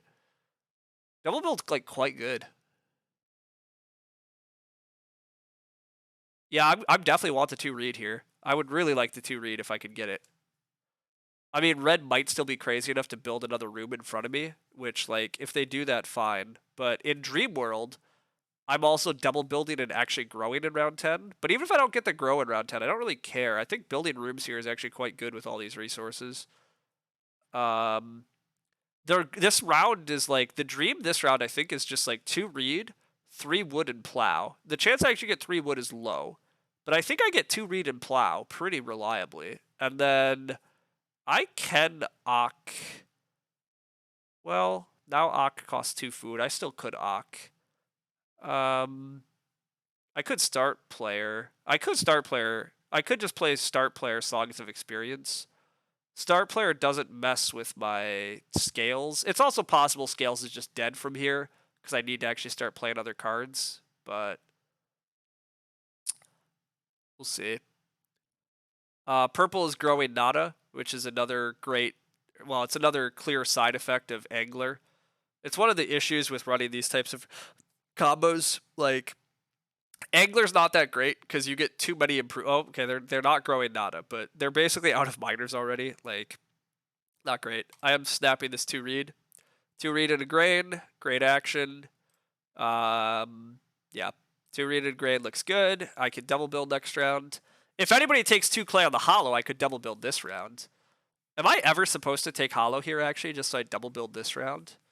No, I can't. Never mind. I can't guarantee double building because red can just build. Red can just build. I mean, red building looks crazy. Like, they'll. Well, they get another growth next round if they build. If red builds, they do get another growth. Maybe I shouldn't double build. I don't know. Hay dryer or farmland? My other actions are too good. My other actions are too good. Farmland's a great action. You think I should play hay dryer this round and just get the 2 food from it? I mean, I'm always playing hay dryer eventually. And then I am gonna fence. I plan to fence in stage 4. Okay. Sure. Yeah. Yeah, no, you're right. It's crazy to take clay here. I can fence 11 after baseboards only. Yeah, that's true. I'm gonna get. I do have a 6 wood baseboards coming, which is gonna be really good for red actually. If red builds a room here, passing baseboards to them is gonna be a huge help. Baseboards is really annoying to what it does to the wood economy. It really helps these players that go for big rooms or big families, big houses, and I mean you do need food to play it, but We have we have insane food from that 7 sheep grab that's still running us fine. Plus scales. Scales has given us 6 food already, and we're talking about getting an 8th food from playing Ock.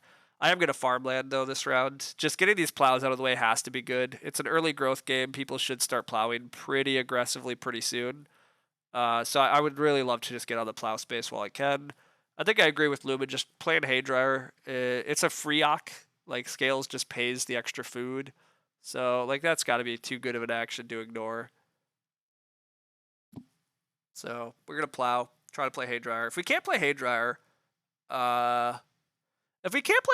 I might just SP Songs of Experience into double build. I might take RSF. I eventually need a stone, or I eventually need the reed for Roof Baluster. But I would rather probably just like take 2 reed later to guarantee another corn maker. But regardless, plow comes back, so that's what we really wanted. It's what we really wanted. The well does go finally, which is fine. Purple's added so much stone to the game with this combo. This Storehouse Steward has added a ton of stone, and for some reason, Purple's taken like 1 stone and 2 stone actions. So Purple's added a lot of stones. So my Roof Baluster is not like quite as good, although Purple's not actually allowed the stone to pile up because of what they've been doing. So hard to say where it's really leading to, but Purple has a lot of food. I mean, Purple has way too much food. They can't afford their Tree Gardener as is, so the marginal effect isn't huge. Oh, for passing baseboards to Red. Yeah. I mean, Red hasn't even committed to building yet. Red keeps letting me build, actually, which is a strong indication Red doesn't care about build. It's a strong indication Red doesn't care about building because they keep not building. With that said, I'm a little hesitant. Like, well, Red can always just build last action here. Like, I really would like to double build and grow next round. Like, if I get to double build and grow next round, it's hilariously good.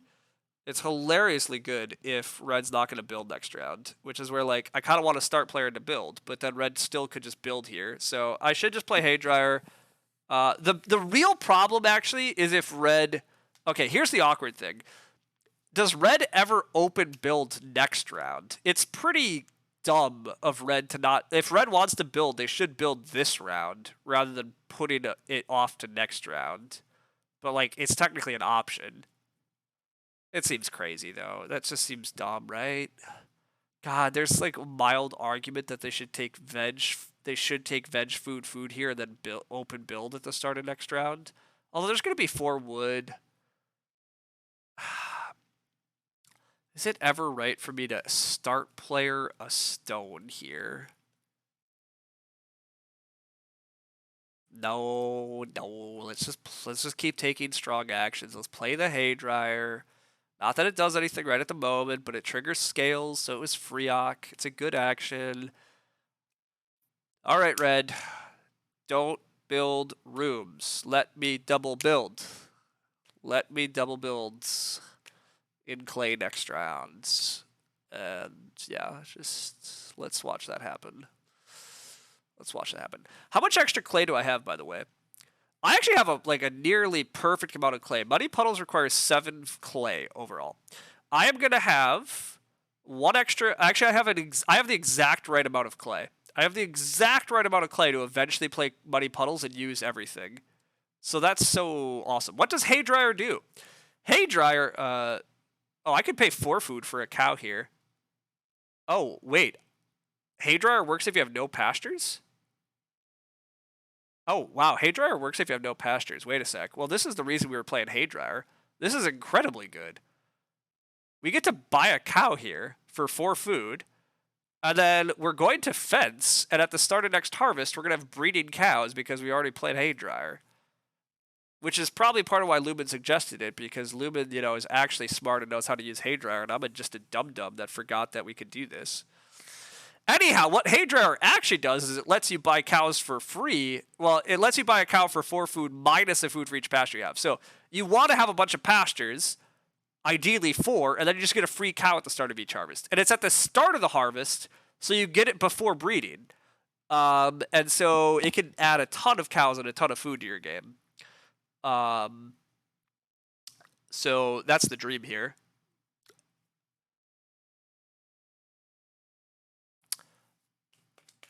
I am going to need a little bit of food during the next stage in order to actually pull off what I want to do. But meh, we'll figure it out. We really hope red doesn't open build. We really hope red just takes wood. But anyhow, Hay Dryer is like a very good card.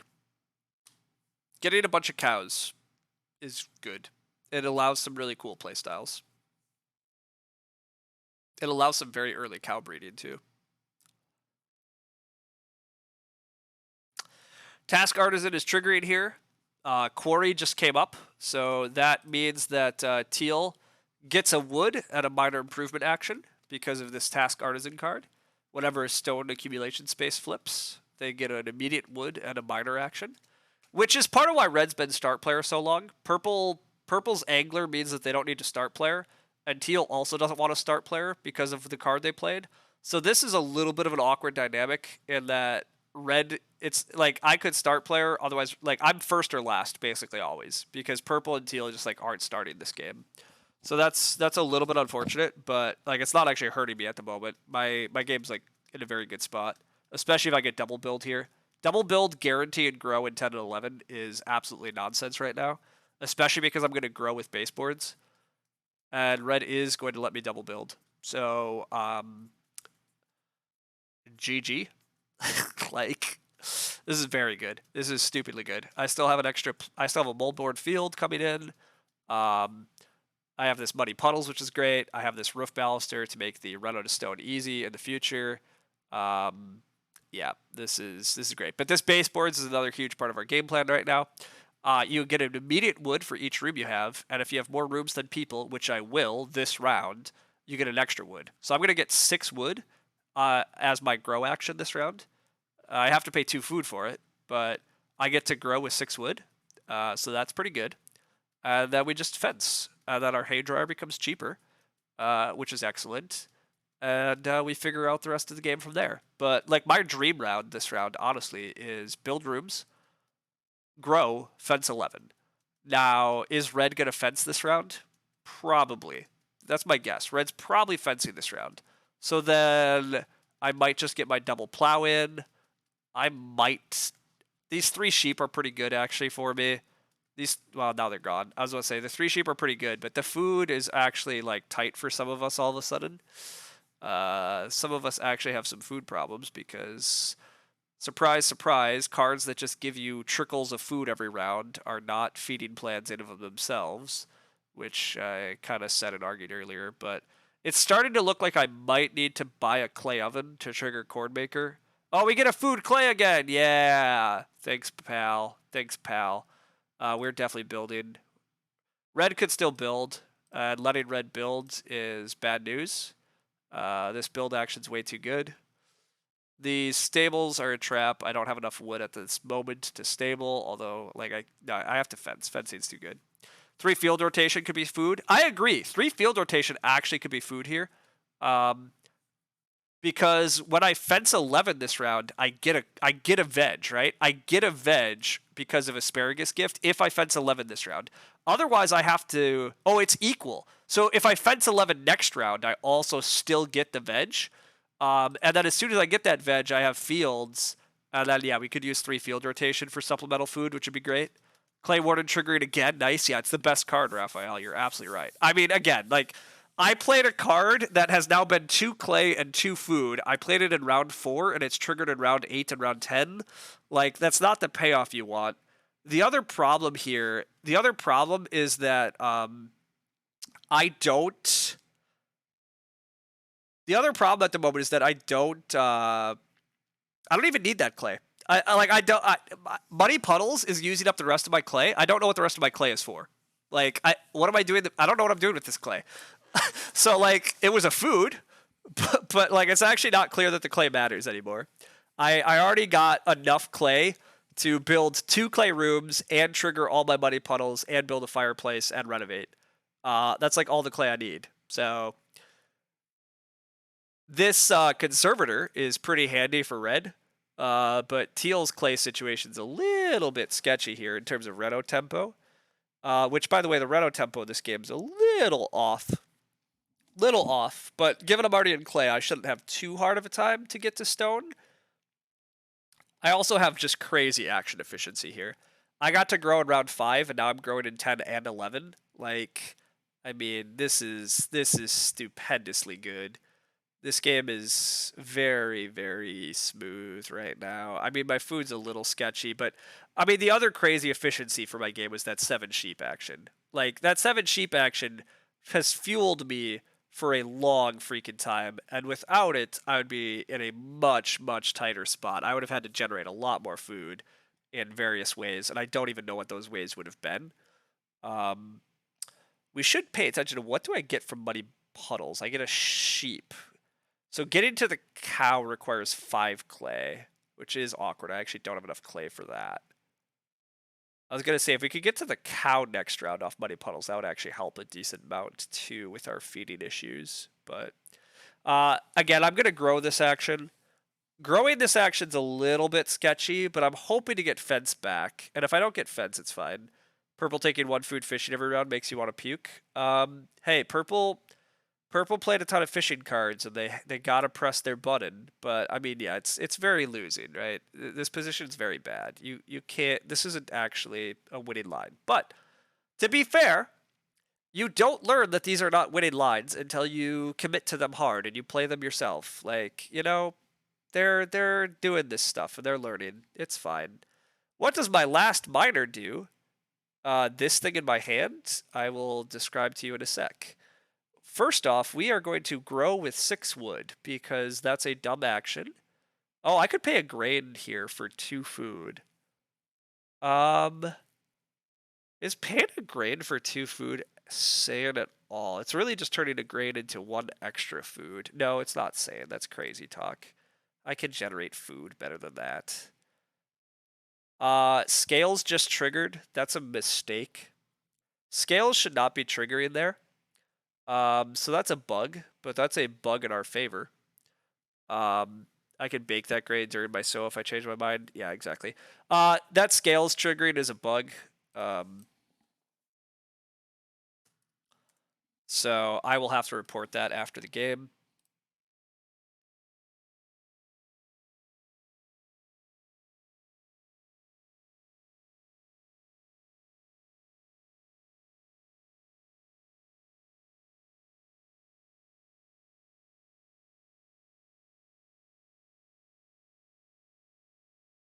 Scales should not trigger on passing minor improvements. Because you never actually play it in front of you.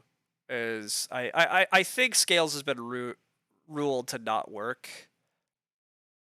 but I guess I'll have to try to find that ruling. We are getting fence blocked, which I expected, but anyhow, getting scales food there is silly. Scales is probably like incredibly good if passing minors actually count. If passing minors actually count, scales is like incredibly, incredibly good, but I don't think it should. That is the ruling? Wait a sec, that was correct? Wait, it is correct that I get 2 food there? I can just fence 14? I agree, I can just take wood and fence 14, which is even better. If I get this 3 wood back, awesome. Okay, if the ruling is that you actually get... Oh, what I quoted, the card doesn't hit your tableau, that is the ruling. Oh, okay, so it is an actual bug, and I'm going to have to go find the ruling so that I can tell them to correct it.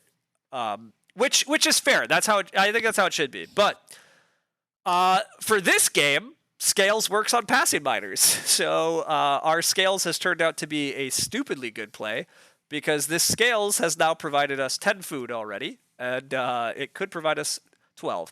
Finally, getting to you, Fofo, your question on Songs of Experience. If I start playing with Songs of Experience, I get a resource, and it depends on how many occupations you have left in your hand, but in my case, it's basically a stone. Do I need a stone? Not really. I'm absolutely going to just double plow here, by the way. If I'm allowed to just double plow here, I'm just double plowing. and I will just live with fence 11 next round, even though I would like to fence 14. But like, if I could fence 11 and then sow bake, I'm gonna get that veg. I could sow bake, and then I could grow with 3 field rotation. That would be another like very dreamy sequence for me next round. I could start player here if purple plows. Start player in Songs of Experience just so that I can guaranteedly like open 3 wood into hopeful fence. I mean, does teal ever fence 6 and absolutely ruin my day? I'd like to think not, but you're confused on how scales works. If it doesn't work on passing, how would you have the same amount of cards? I don't understand. How are you confused? I play scales. The next time I play an occupation, I have the same number of miners and occupations, so it instantly triggers. I get 2 food. Like, it's immediately after you play a card. Do you have the same number in front of you? You get 2 food. So I played scales. As soon as I played this Ock, I got 2 food. I played a miner. As soon as I played this Ock, I got 2 food. I played this Ock. As soon as I played a major, I got 2 food because I kept hitting the right numbers. Anyhow, I just get double plow here. So let's just double plow and not question it. Purple takes another like stone action, which is probably wrong of them, but they're allowed to do these things. It's looking for the balance, not total number of cards. Yeah, it's scales. It wants you to be balanced. Yeah, it's thematic. All right, thanks for all the explanations. You know all the new cards I played that are in my hand. Yeah, hey, I mean that's part of how like we all learn, right? I think Lumen and myself, and I'm sure other streamers are going to be very mindful of trying to say what all the cards are. The only problem is obviously people like Gordon, which, hey, Gordon, I think I said hi, but like chat was busy and I was busy blabbing on about things. It is possible that people that come a little later, obviously, like it could be tough to like fully understand obviously what's happening in the game because of like I don't want to constantly have to reiterate what all the cards are. Which this is a good time to mention, like Raphael is doing. You can come spectate me on BGA and pull it up on your own computer, and then you can easily hover over the cards yourself, which will help you follow the game. Obviously, that won't tell you what's in my hand, but while we're all trying to learn a lot of these sets and stuff, like I'm happy to try to keep explaining if people ask and stuff on stream, but also like it's probably going to be a little hard for some people to follow at times, but you know, that's fine. Anyhow, you were discovered. I mean, Gordon is now here too. Like, it's fine. Like, this is what happens. Like, it's all good. It strikes you a little funny that BGA shows the lurkers. I think it is kind of funny. It's also really weird with some of their like privacy rules and stuff. Like, it is a bit funky. I mildly get it though because spectators can also chat, and so then you need like I don't know. You kind of want to like I don't whatever. It's an interesting decision, but anyhow, teal now has 8 wood. Would teal fence here? Probably not, but it's like a pretty big disaster for me not to get fences this round. And as much as I would like to greed wood into fencing, I think that's exactly what that would be. It would be greed. There's no reason to greed this position. 11 fences is totally enough to have a very strong game and win. I potentially can go back and fence later or like finish my fencing with red fence later. But fence 11 is going to trigger the asparagus gift and give me a vegetable.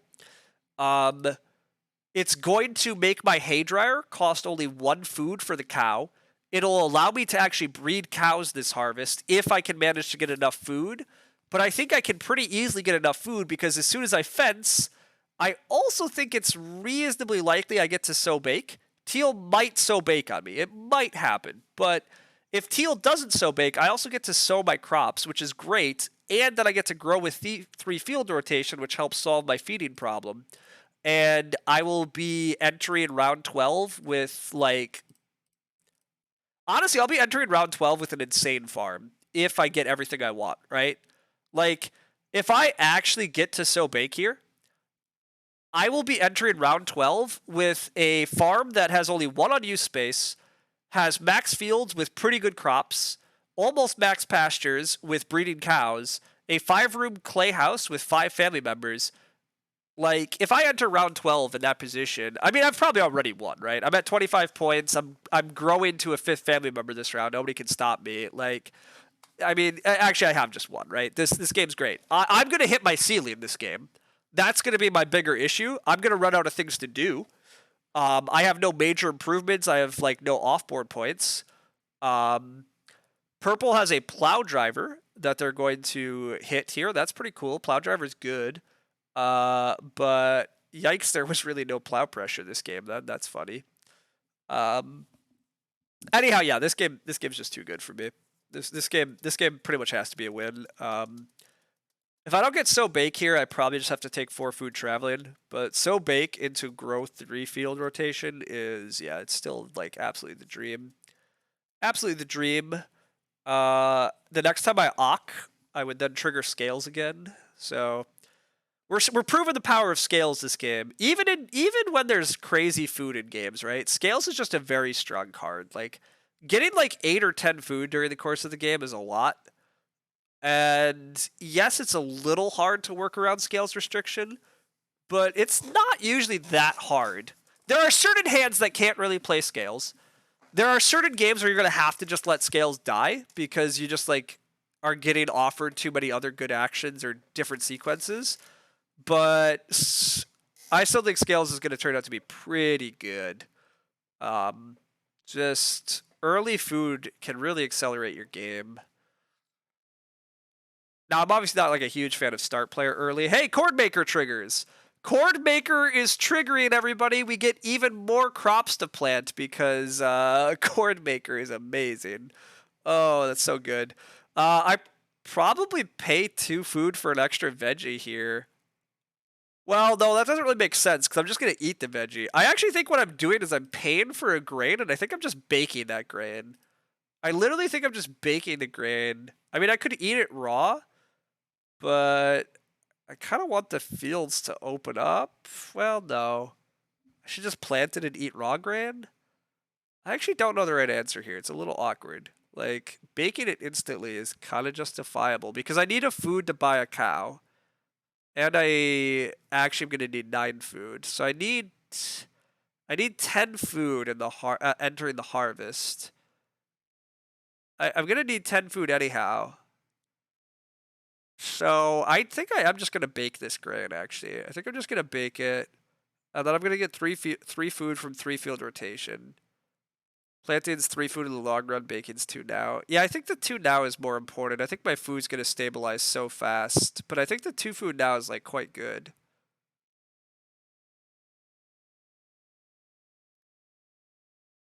At least that's what I'm telling myself. I mean, it's one of those decisions that probably doesn't matter.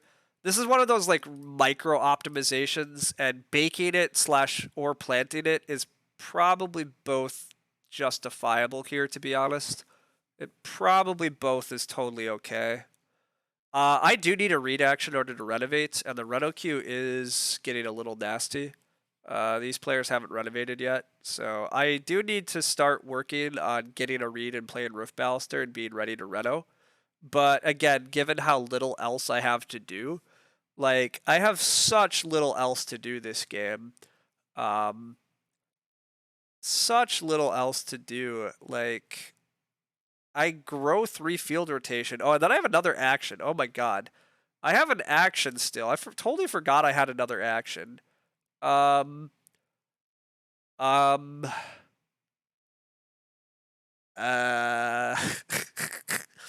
Team, I don't even know what my other action is. I just take a cow. I take a sheep. Taking a sheep's not actually terrible. Muddy Puddles only gives me 1 sheep.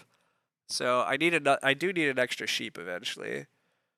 I guess just taking 2 wood and starting to go for stables. Planting might have been it, but depends on how hard I think purple's going for stone oven. Oh, because I could have angled for stone oven. Yeah, that's a good point, actually. I totally could be going for a stone oven, and so planting it could have been very good. Although purple's really just been building almost every improvement they can. Ooh, a harvest house. If the completed number of rounds equals the number of occupations you've played, you immediately get a food, grain, and veg. This is a very good card. 2 points plus a food grade veg for these resources is a very good deal. Now, these resources obviously kind of awkward. Like having one of each thing besides stone it's pretty expensive, and the conditions a little tricky to meet. But 2 stone plus a crop like is a very good action. Okay, I'm taking 1 sheep here. Clay oven is bad. Clay oven's bad. Clay oven's bad because of muddy puddles. I really want all my clay for muddy puddles, but do we get the scale food before or after paying for roof baluster?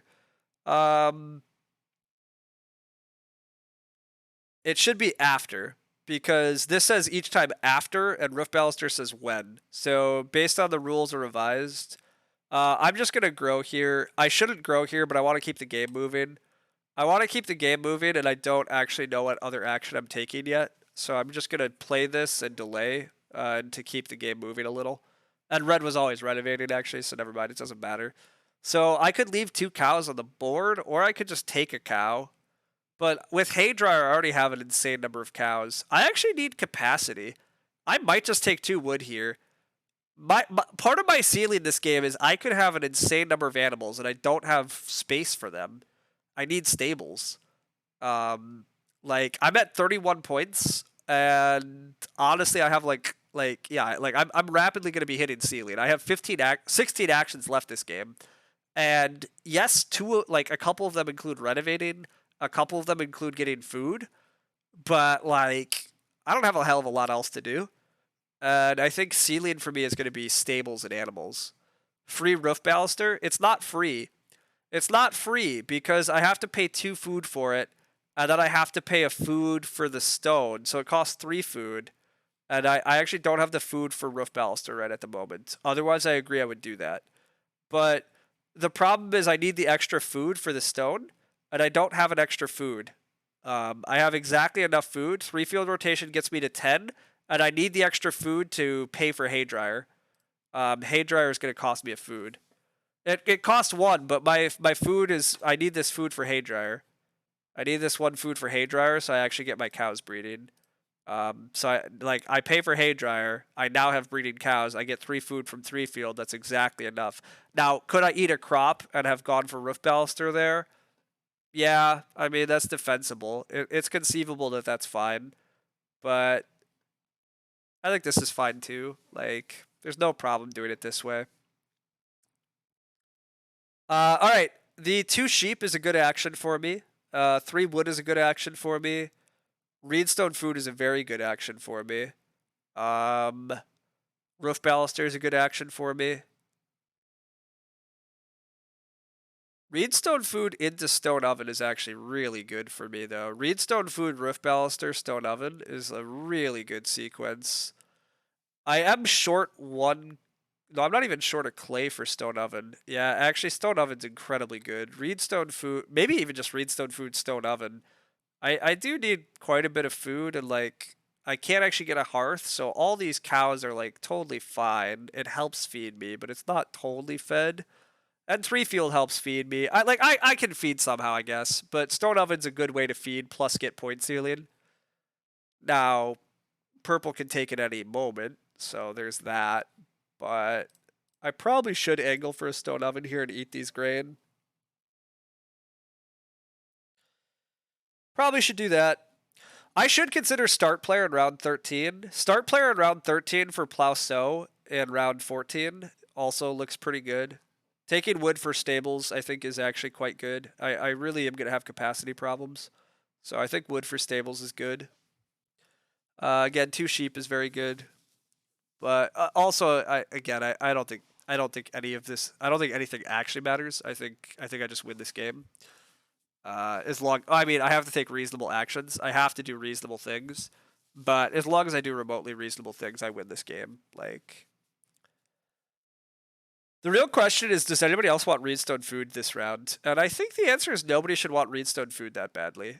I think I just take Reedstone food second action. I think I go sheep, Reedstone food, roof baluster, Reno stone oven, although Reno should get blocked. These players should take clay and Reno. These players should take clay and renovate. These players also need to take wood for fencing, so like I'm not actually sure I get a wood action this round, but meh.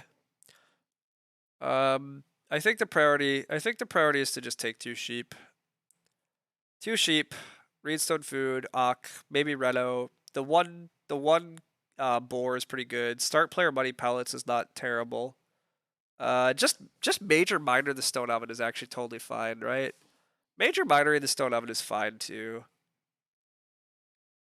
4 clay goes. We get another clay food. The power of the clay warden. Again, we don't need that clay food. We don't really need that clay food, but it's fun to think about. It's fun to think about. 3 wood goes. It's fine. Do I even take these 2 sheep? Wait a second. Am I actually starting with the 2 sheep? I kept saying I was starting with the 2 sheep, but who the hell's taking 2 sheep? Nobody's taking 2 sheep. Screw 2 sheep. I'm taking Reedstone food. Nobody's taking 2 sheep. I'm just gonna go Reedstone food into stone oven. I'm happy to renovate Muddy Puddles, honestly. Reno Muddy Puddles is fine. Like, I don't need... Oh, red is taking the sheep. Next action. No, maybe I should take the sheep next. Red will take the sheep. Red could take the sheep here and assume that I don't block them on cows. Red should snap the cows. That's what they were doing. I have no idea why they undid. I mean, the cows make all the sense in the world. Red taking the cows is, like, clearly their correct play, I think, but... Okay, they are going to commit to it. I think it's kind of crazy not to, so... Red's not that far behind me. Red does have 4 family members plus Plow Driver Field, which is essentially a 5th family member. And points-wise, they're not that far behind. And they have pretty clear path to more points. I mean, I still have pretty clear path to more points at the moment, too. So I think I still beat them, but I probably shouldn't completely knock Red out of the game yet. But...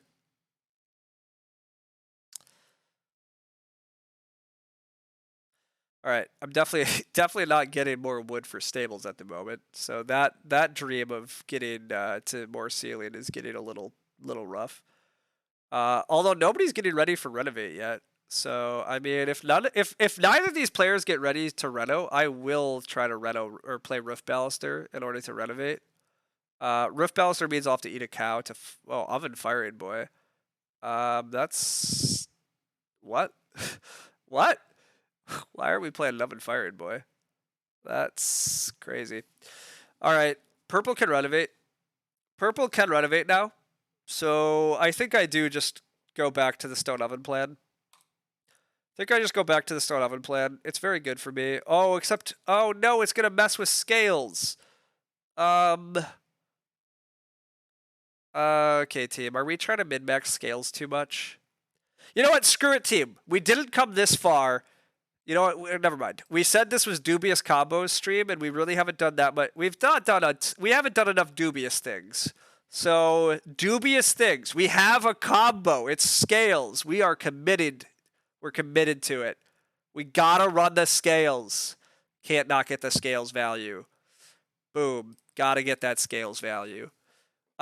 Purple very much can just run the stone oven, and probably should. So, well, they could reno BMW. They could rent BMW. Rent BMW maybe actually makes more sense for them. The food doesn't scale well into the late game. No, correct. Kinda anti-thematic. I mean, the theme is obviously that you're balancing... Yeah, you're balancing other stuff. I did let Red get the sheep there too. That was maybe silly, but we actually should lose the gain for the scales after the bug. We should have lost the previous one, but...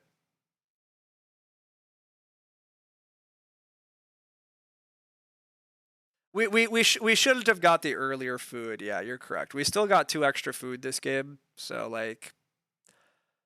I will submit that bug report, although it'll be tomorrow morning, because I'm already streaming too late for me, so I'm definitely going to bed like right after this game. But I'll write out a detailed bug report tomorrow. All right, not stone oven. Please, not the stone oven. I mean, I know I got greedy, but don't punish me. Don't punish me for this dubious action. Don't do it. All right, punish team. we got rightly punished. We did dubious shit and we got punished for it. Who could have imagined that playing into the scales would have punished us?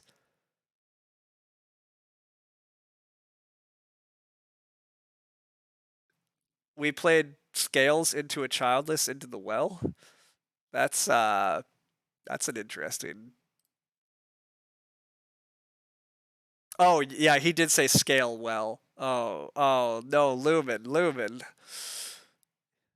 Okay. So while we did that dubious crap, most of the good actions have dried up on this board. There's still 2 wood. 2 wood for some more stables is good. Childless scales well, indeed. Childless scales well. That is indeed what that says. All right. I could just start player muddy puddles here. I should take this boar. And then I could start player muddy puddles into Plauso. Start player muddy puddles into Plauso is probably good enough here. Although it means I'm not renovating with anything. And actually Reno Q is a little gross. Am I supposed to start player for Reno?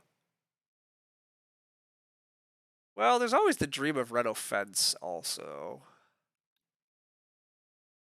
Plauso is pretty dang. Well, Plauso in the final round is what's actually great. I could just build 2 stables this action.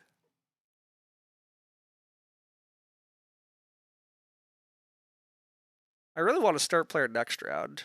I want Plauso in the final round after that veg clears off.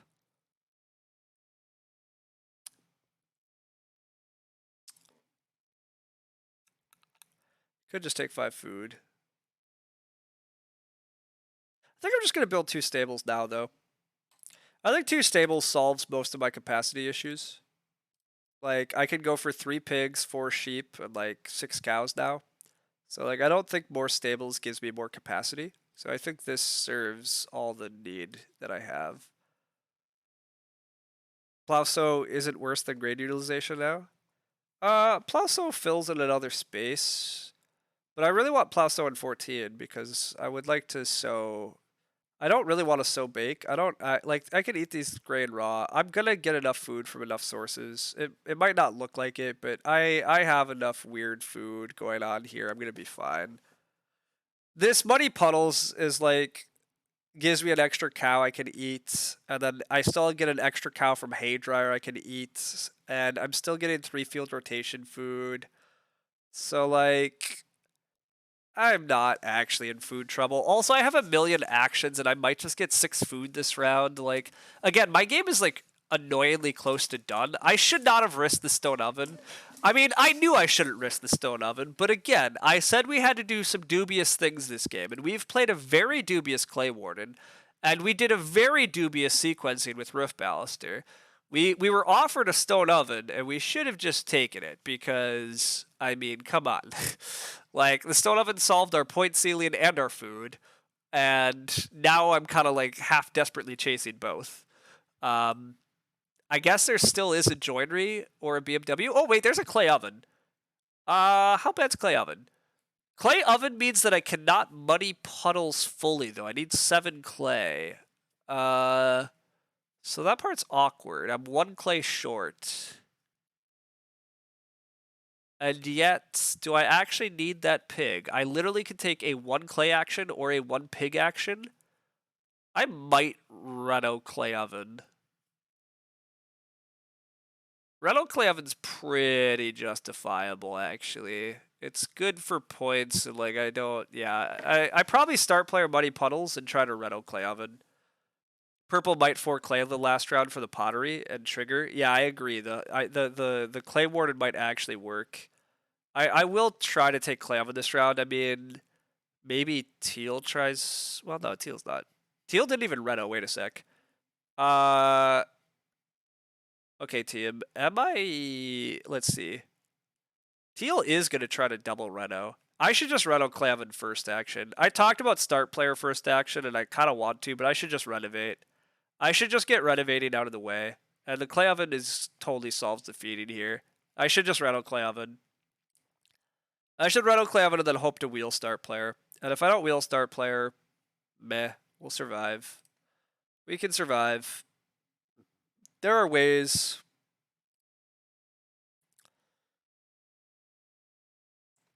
There are ways we'll survive. I mean, we'll just major minor muddy puddles. Taking a sheep this round is actually pretty good. Taking one sheep, like, again, I have too many actions. I'm at 42 and I have 9 actions left.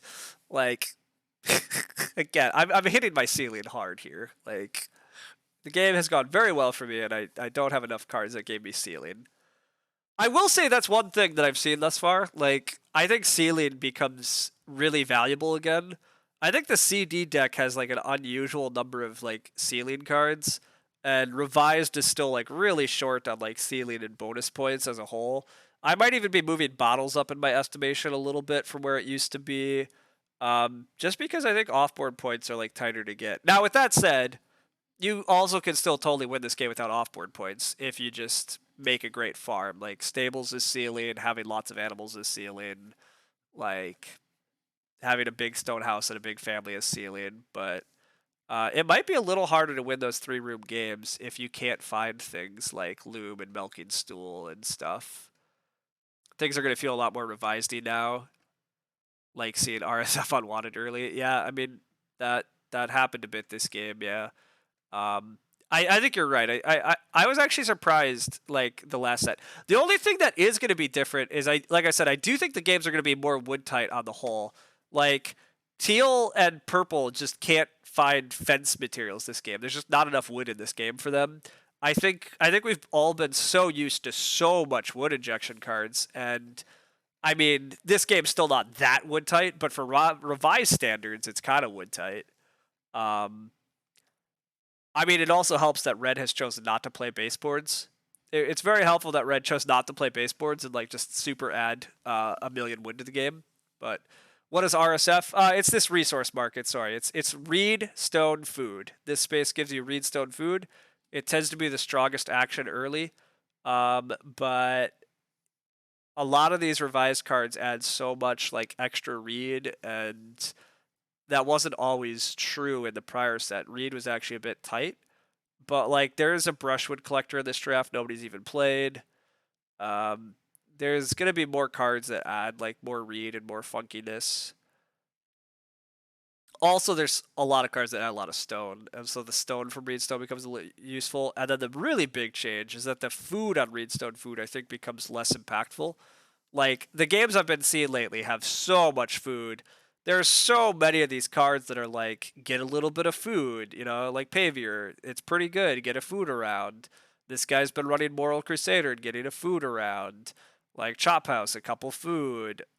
Like basically we also never had food tight games in revised particularly, but this is another one where like it's just not that food tight. People played a lot of cards with a lot of food injection. I am start player in Muddy Puddles. Absolutely starting with Muddy Puddles next action. Plow Sow in the final round would be great. So SP Muddy Puddles. Then try to take a sheep, try to take a pig, possibly take 2 reed for a BMW. Just because I'm going to be running out of points. But yeah. This game looks very much won. Again, it's turned into a very long stream, which slight danger. I mean, now I've learned, but I did want to stream a game with revised this new deck. I'm happy to, because again, I don't know if I could even stream the rest of this week. But I am up much past my bedtime now. I just want to go to sleep. I want to go cuddle my dog. But we'll play it. We're playing it out, obviously. I mean, nobody else here is quitting either. No, my pig! My pig is getting taken? What? Don't take my pig. Again, I can secretly take a pig as one click. My Muddy Puddles gives me a pig and I can take it. I really actually just want the sheep. I don't want the sheep to get taken.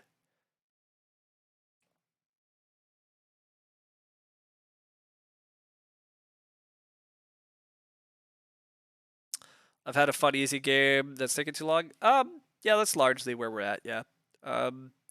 I wouldn't say it's like super, super easy. We've had a lot of like really interesting decisions, but I mean, things have gone very well. But I've not been like super gifted any actions. I wasn't like, well, no, I was gifted a 7 sheep. I was gifted 7 sheep. That was a gift. I should not have got 7 sheep. For the most part, I'm not convinced there are other actions that I shouldn't have got though. I'm not convinced there were other actions that I shouldn't have got.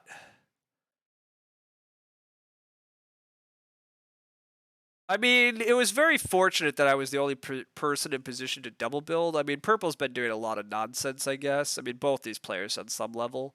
So, like, sitting after two players that are not taking strong actions meant that I got slightly better stuff consistently. I never got, like, crazy, crazy good piles, but, like, being the only person that had good enough feeding and good enough resources to just double build at the start of round 10 and grow in 10 and 11, that part is pretty nutty. That part went very well, but what it's worth, you can't believe you requested a reasonably complicated game the literal week that 200 new cards were released. Feel free to delay Lord of the Rings. Oh, it's definitely getting delayed. Well, and as I'm saying right now, like, you might have just missed that, but like, I actually don't know what else I can even stream this week, which is why I'm up way too late at the moment, streaming this.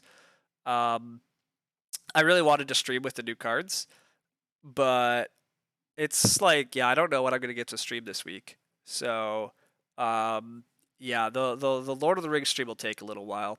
If it happens after WBC, well, that's not a problem. But yeah, like this weekend, I have plans with friends, and then obviously there's 4th of July, and then that weekend after I'm moving.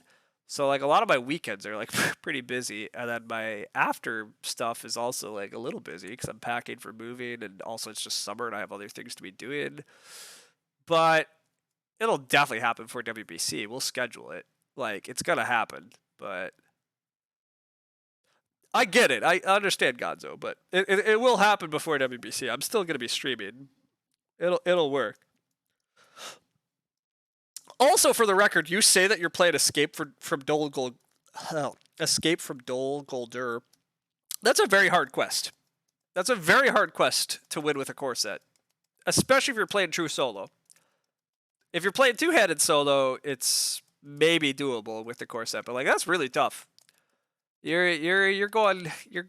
Hopefully, you already played the other two because yeah, you've been up against it doing 4-player co-op. Oh, okay. Well, 4-player does make it significantly better.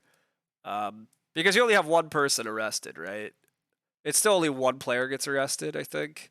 Um, I haven't played Escape from Dol Guldur in a while. I don't actually like that quest.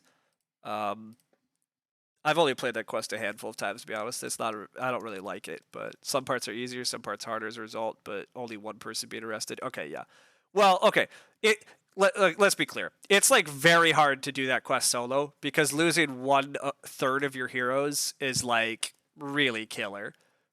But I'm sure other parts get a little trickier. But that quest is so hard as true solo. But yeah.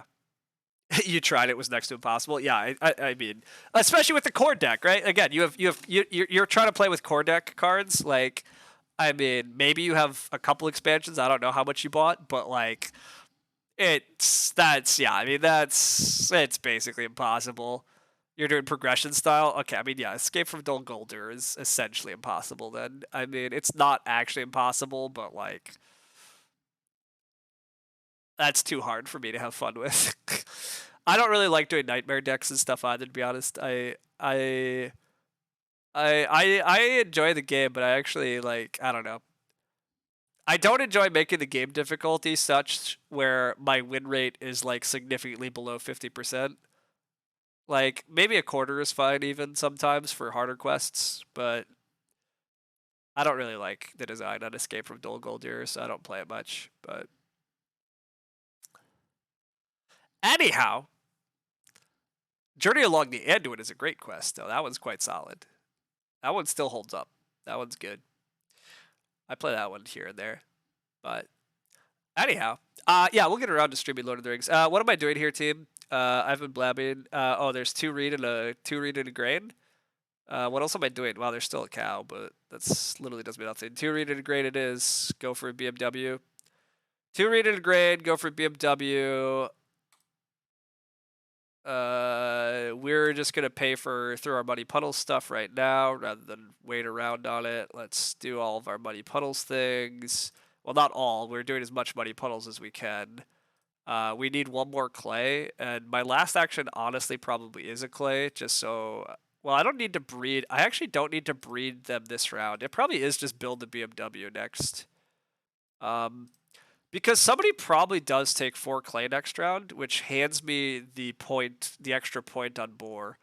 Like, purple probably takes 4 clay for their pottery. I mean, they don't have that many actions, so maybe they don't. But then I can just do it next round. I have enough actions to do it next round. I'm just gonna lock up the BMW while I can. Like, we need extra points.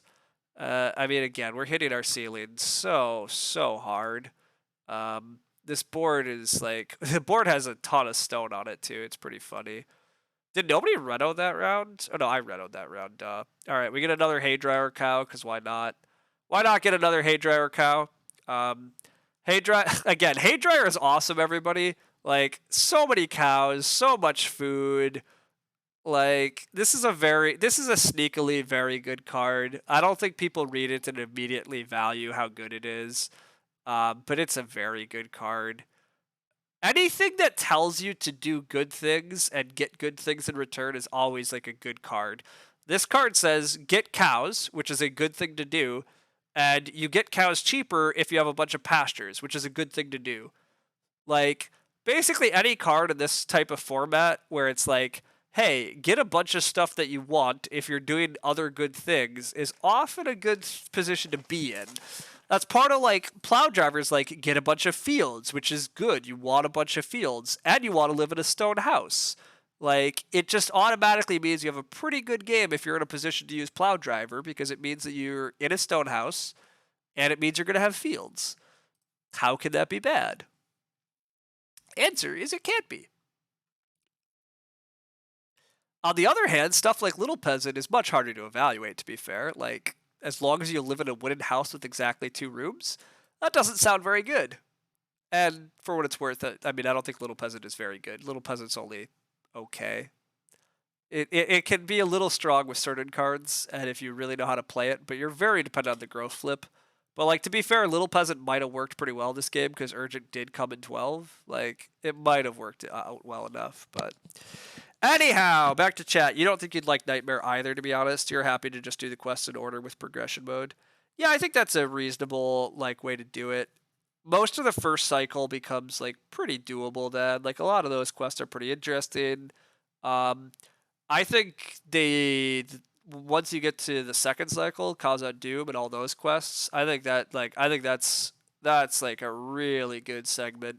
The designers were still really figuring out the system and kind of how to work at it. Like, some of the first quests still have some issues, but I really like playing those Cause Out Doom quests and the some of the quests after.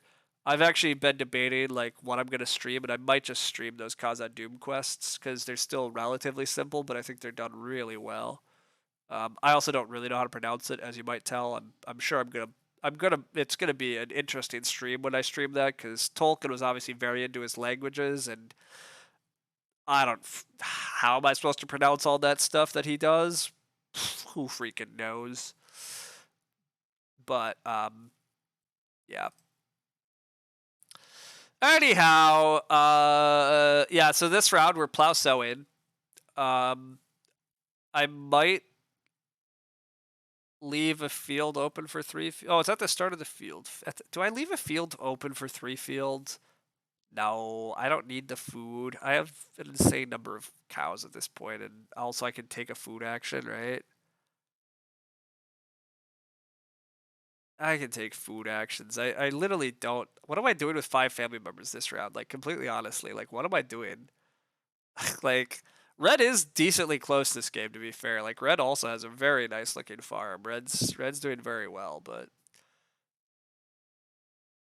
uh, yeah, I don't.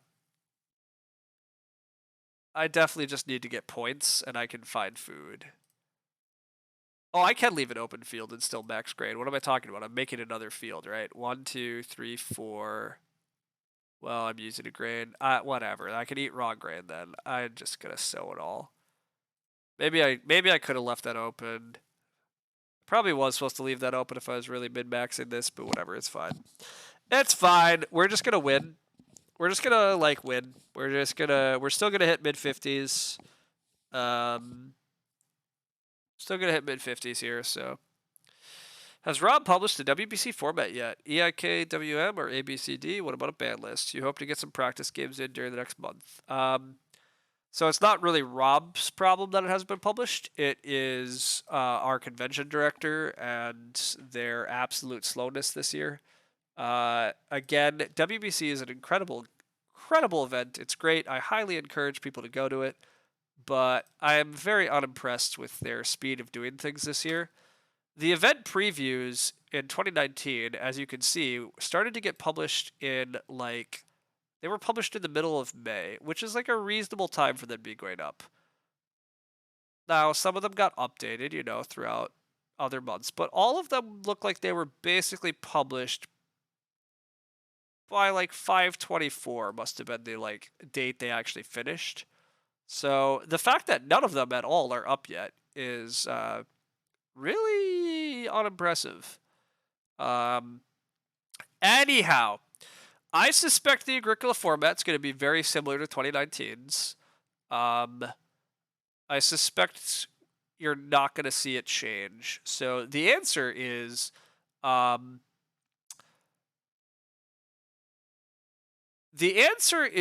that in the heats you can choose what you want to play.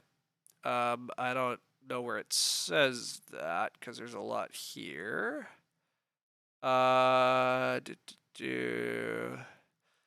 default choice is going to be original all deck EIK, just the original card deck.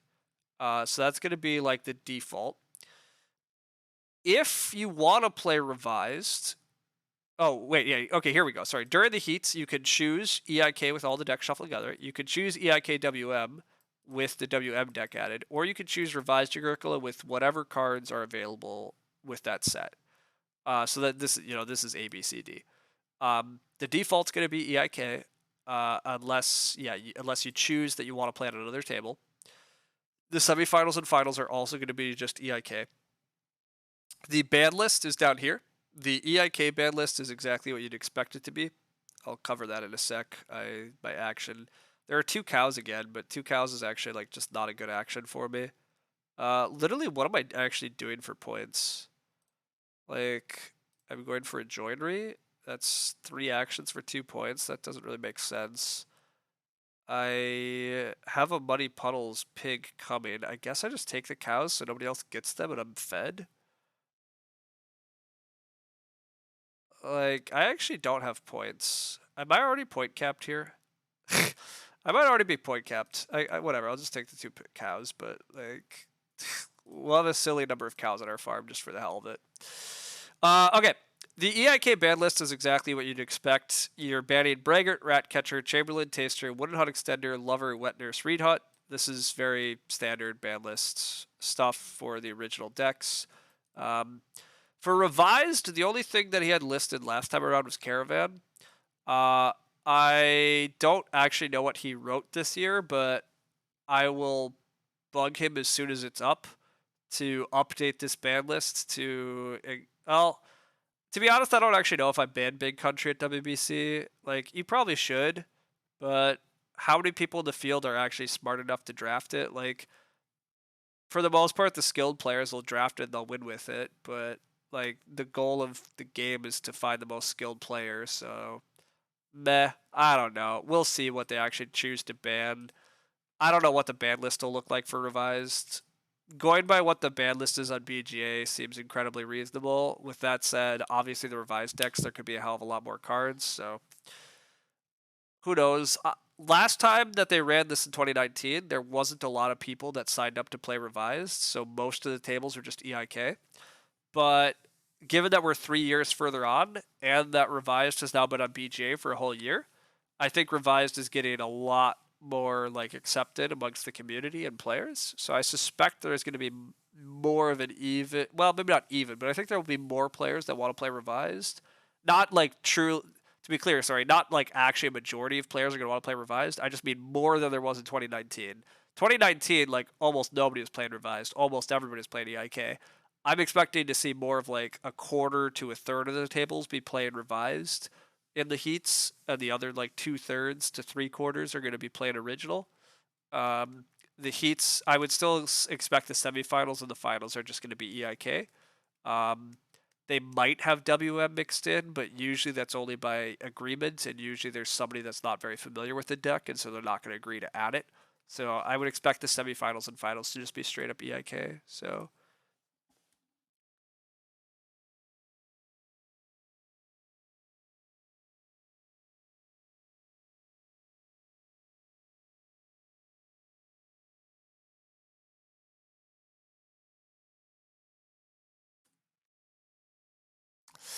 okay. What am I doing for points? Oh, could we see the pleasant photo from the 2018 winner?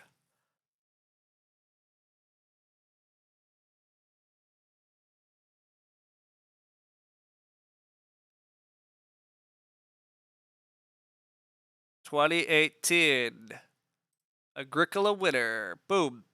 Photo. Shadow. Shadow's a very good Agricola player. Lubin got second. TM winner? He did not. Oh, he did say TM winner. There it is. All right. Yeah, he wants to see my picture again. Sure. Whatever. It's out there. We'll do it. I don't like that photo. We know we don't like that photo, but we all have photos we don't like. We'll go look at it. We're going to look at Lubin's second place photo just one more second, though. But you did say Terra Mystica. I missed the TM. It went on a different line, and we just ignored it. Boom! Look at that kid. Look at that guy. Boom. Not even like fully smiling, slightly dead look. This is like after a solid week of not entirely enough sleep. Playing a lot of games. I'm also not a model. I always look funny in photos. I don't know how to look in photos. You need to photograph me when I don't know you're taking a picture of me, but how do you do that? Who knows? Who knows?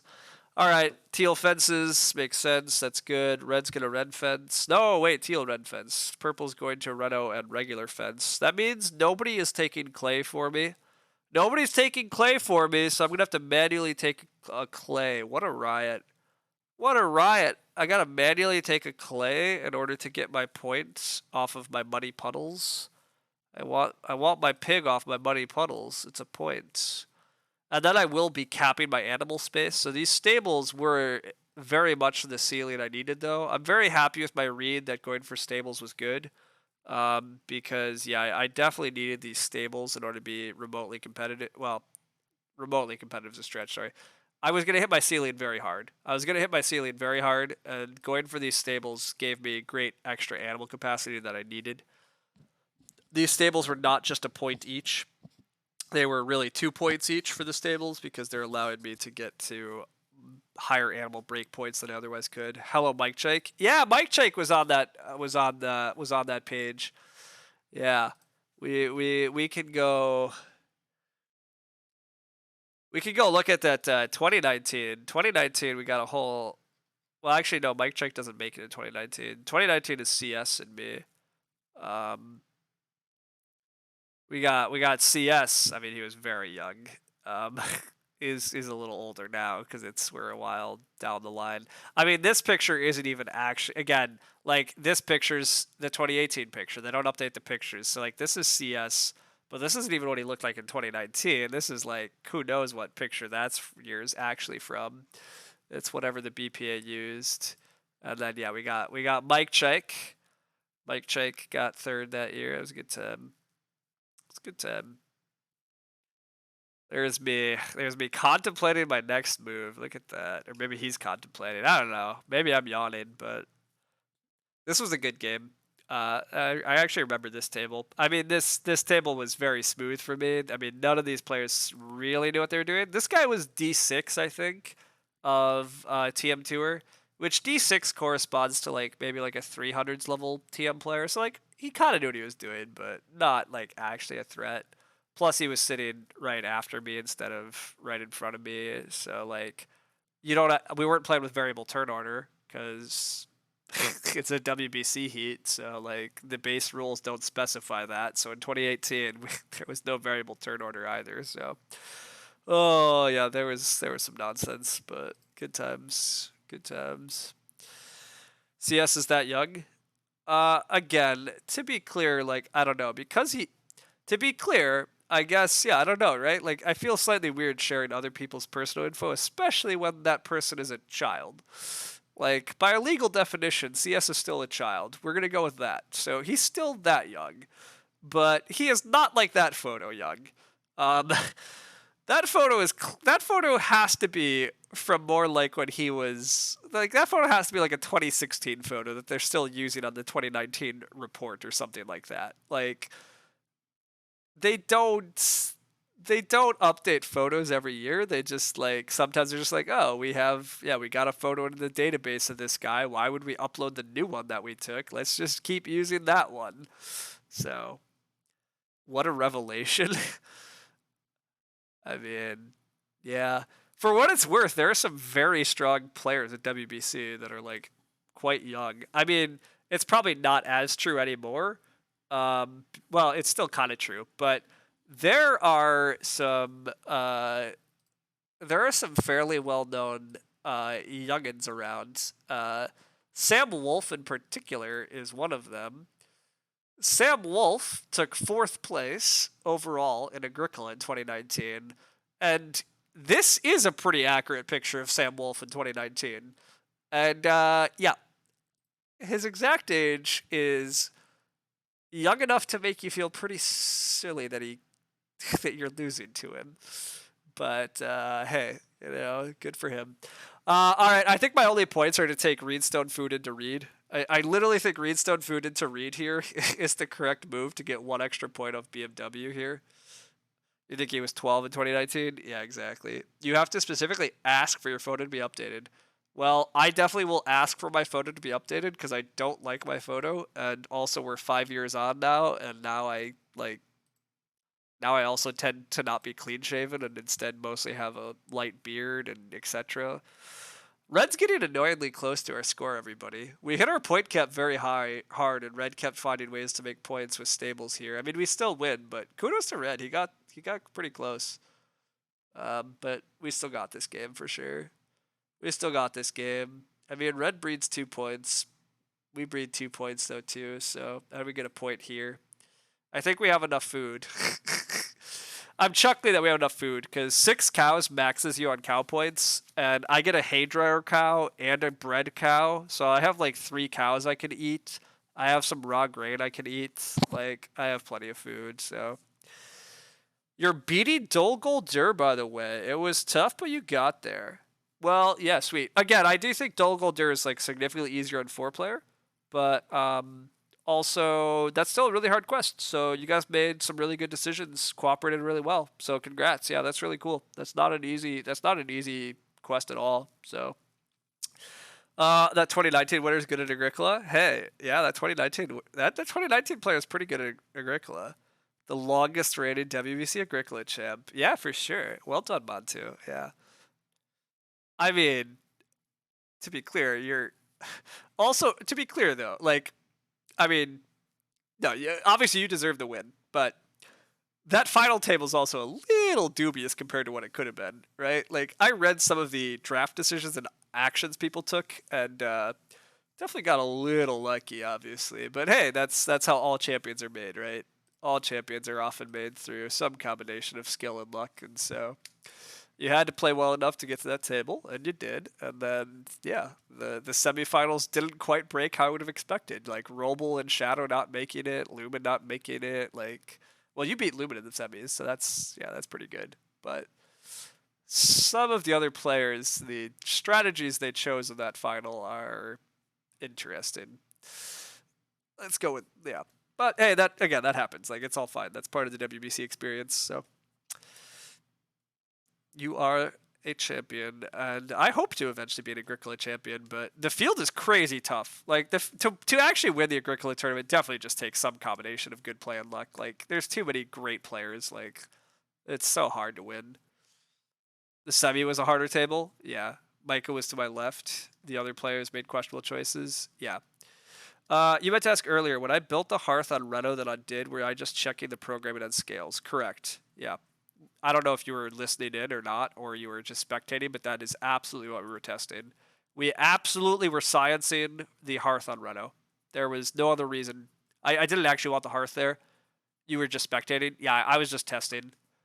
I mean, that's part of these alpha games is to like quasi test, right? I mean, the goal is to like actually help figure out what's up. I said I could eat 3 cows and I need food for 3 cows. Sure, we're just eating 3 cows. Just casually eating 3 cows and still maxing cows. Just haydryer things. Just haydryer things. Still maxing cow points while eating 3 cows in the final harvest at a fireplace. Good times. Haydryer plus muddy puddles things. Like we injected Haydryer added 4 cows to the game. Muddy Puddles added a 5th cow to the game, and then I was breeding cows for 3 harvests, so it's a lot of extra cows. And then I took a 2 cow action from the board anyhow, just for food. But yeah, ending at 56 feels pretty good.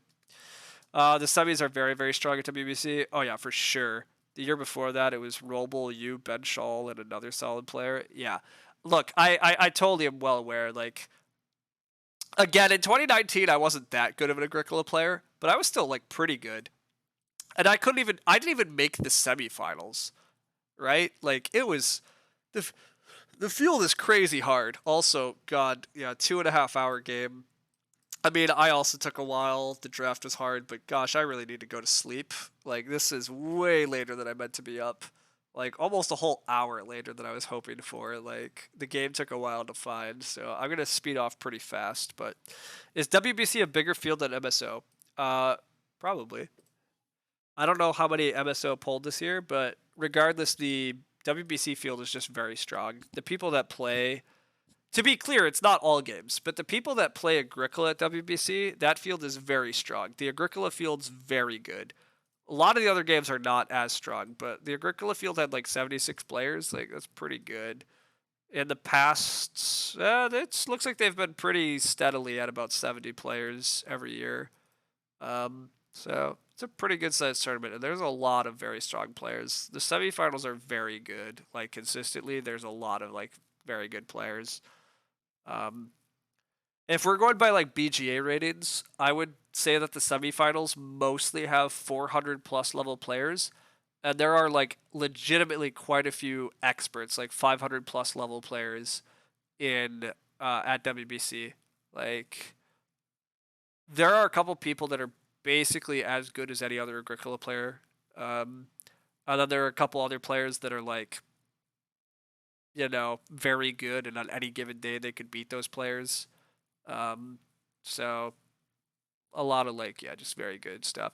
Anyhow, yeah, just a cool game. Maxed out our grain, maxed out our veggies, maxed out our fields. One short on maxing pastures, but so be it. Maxed our cows, so a lot of points just from having a very pretty farm, the stables even, but then we had a big stone house. We at least got a few off-board points, not a lot.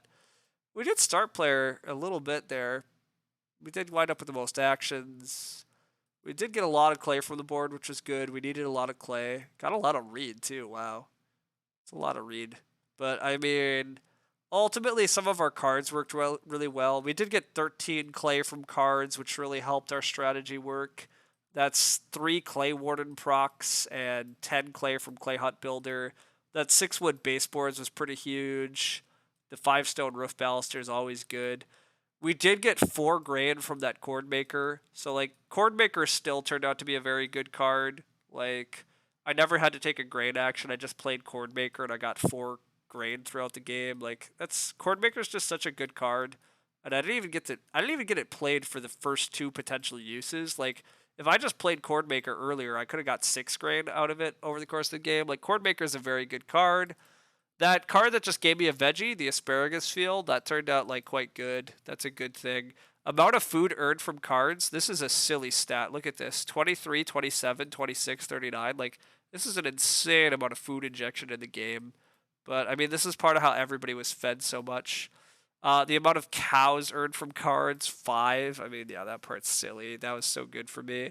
How many cows did I turn into food? Well, oh god, getting that 7 sheep grab, I forgot about that. That was silly good. But yeah, we ate 4 cows this game too, and like we just generated so many cows. It was great. Oh, it was great. All right, lots of things went really well there.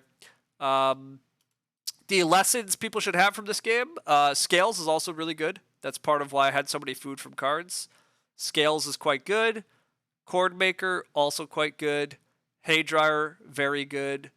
Muddy Puddles, pretty strong, but it needs to be a clay-rich game. The 8 early sheeps was insane. Yeah, the early sheep stack was absolutely insane. Like, there's no reason I should have got that sheep grab. That was a huge mistake on Teal's part. That big blunder really did help. It might have actually decided the game here. I mean, Red got to grow around 6 and 7. I mean, it makes sense that Red was always going to have a good game too. But anyhow, Hay Dryer, very, very good card. Muddy Puddles, Cord Maker, Scales, all quite good, all worth a consideration in drafts. Muddy Puddles, you do have to make sure is a clay-rich game. But if it's a clay-rich game, turning 7 clay, like 7 clay is often like 2 clay actions. Turning 2 clay actions into, well, and you have to play the card. So like it's kind of like 2.5 actions. But even then, turning 2.5 actions into 1 of each animal and 2 food is like a pretty good payoff. And if you have better clay efficiency than that, like quite a good card. So that was useful. Baseboards can be quite strong on big house strats, like that baseboard's passing miner that gave me a ton of wood. That was pretty good.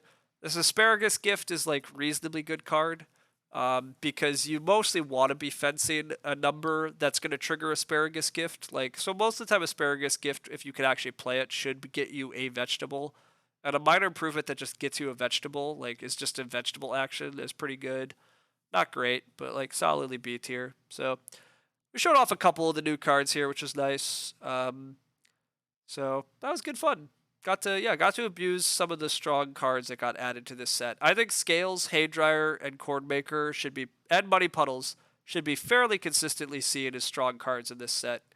I don't even totally know all what got added, so like in the long run we'll have to see. But Scales, Hay Dryer, Cord Maker, Muddy Puddles are some of my recommendations that players look out for in drafts. Not that you're like often gonna lose a game from passing Cord Maker, but Cord Maker is like just like a very solid payoff. Hay Dryer is like very strong, I think. Scales also like quite strong. Muddy Puddles again reasonably strong.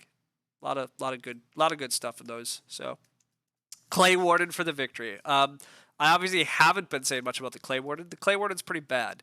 The Clay Warden turned out to be 3 clay, 3 food. Most of it came pretty late. Most of it didn't really matter. Like, I did kind of wind up making use of it, but only barely. Like, Clay Warden's a pretty bad card. It's pretty bad. So, but hey, we made a couple dubious choices. We got a nice win. Thanks all for hanging out and chatting. I really, really, really should be asleep quite a while ago. I will regret this tomorrow. But I'm glad we got to stream. Glad we got to play with new cards. We'll have to watch a bunch of Lumen streams, and maybe some other people start streaming some more Agricola too with the new cards. But I'm going to be pretty busy probably for about the next week. So not sure I'll get another stream it or not.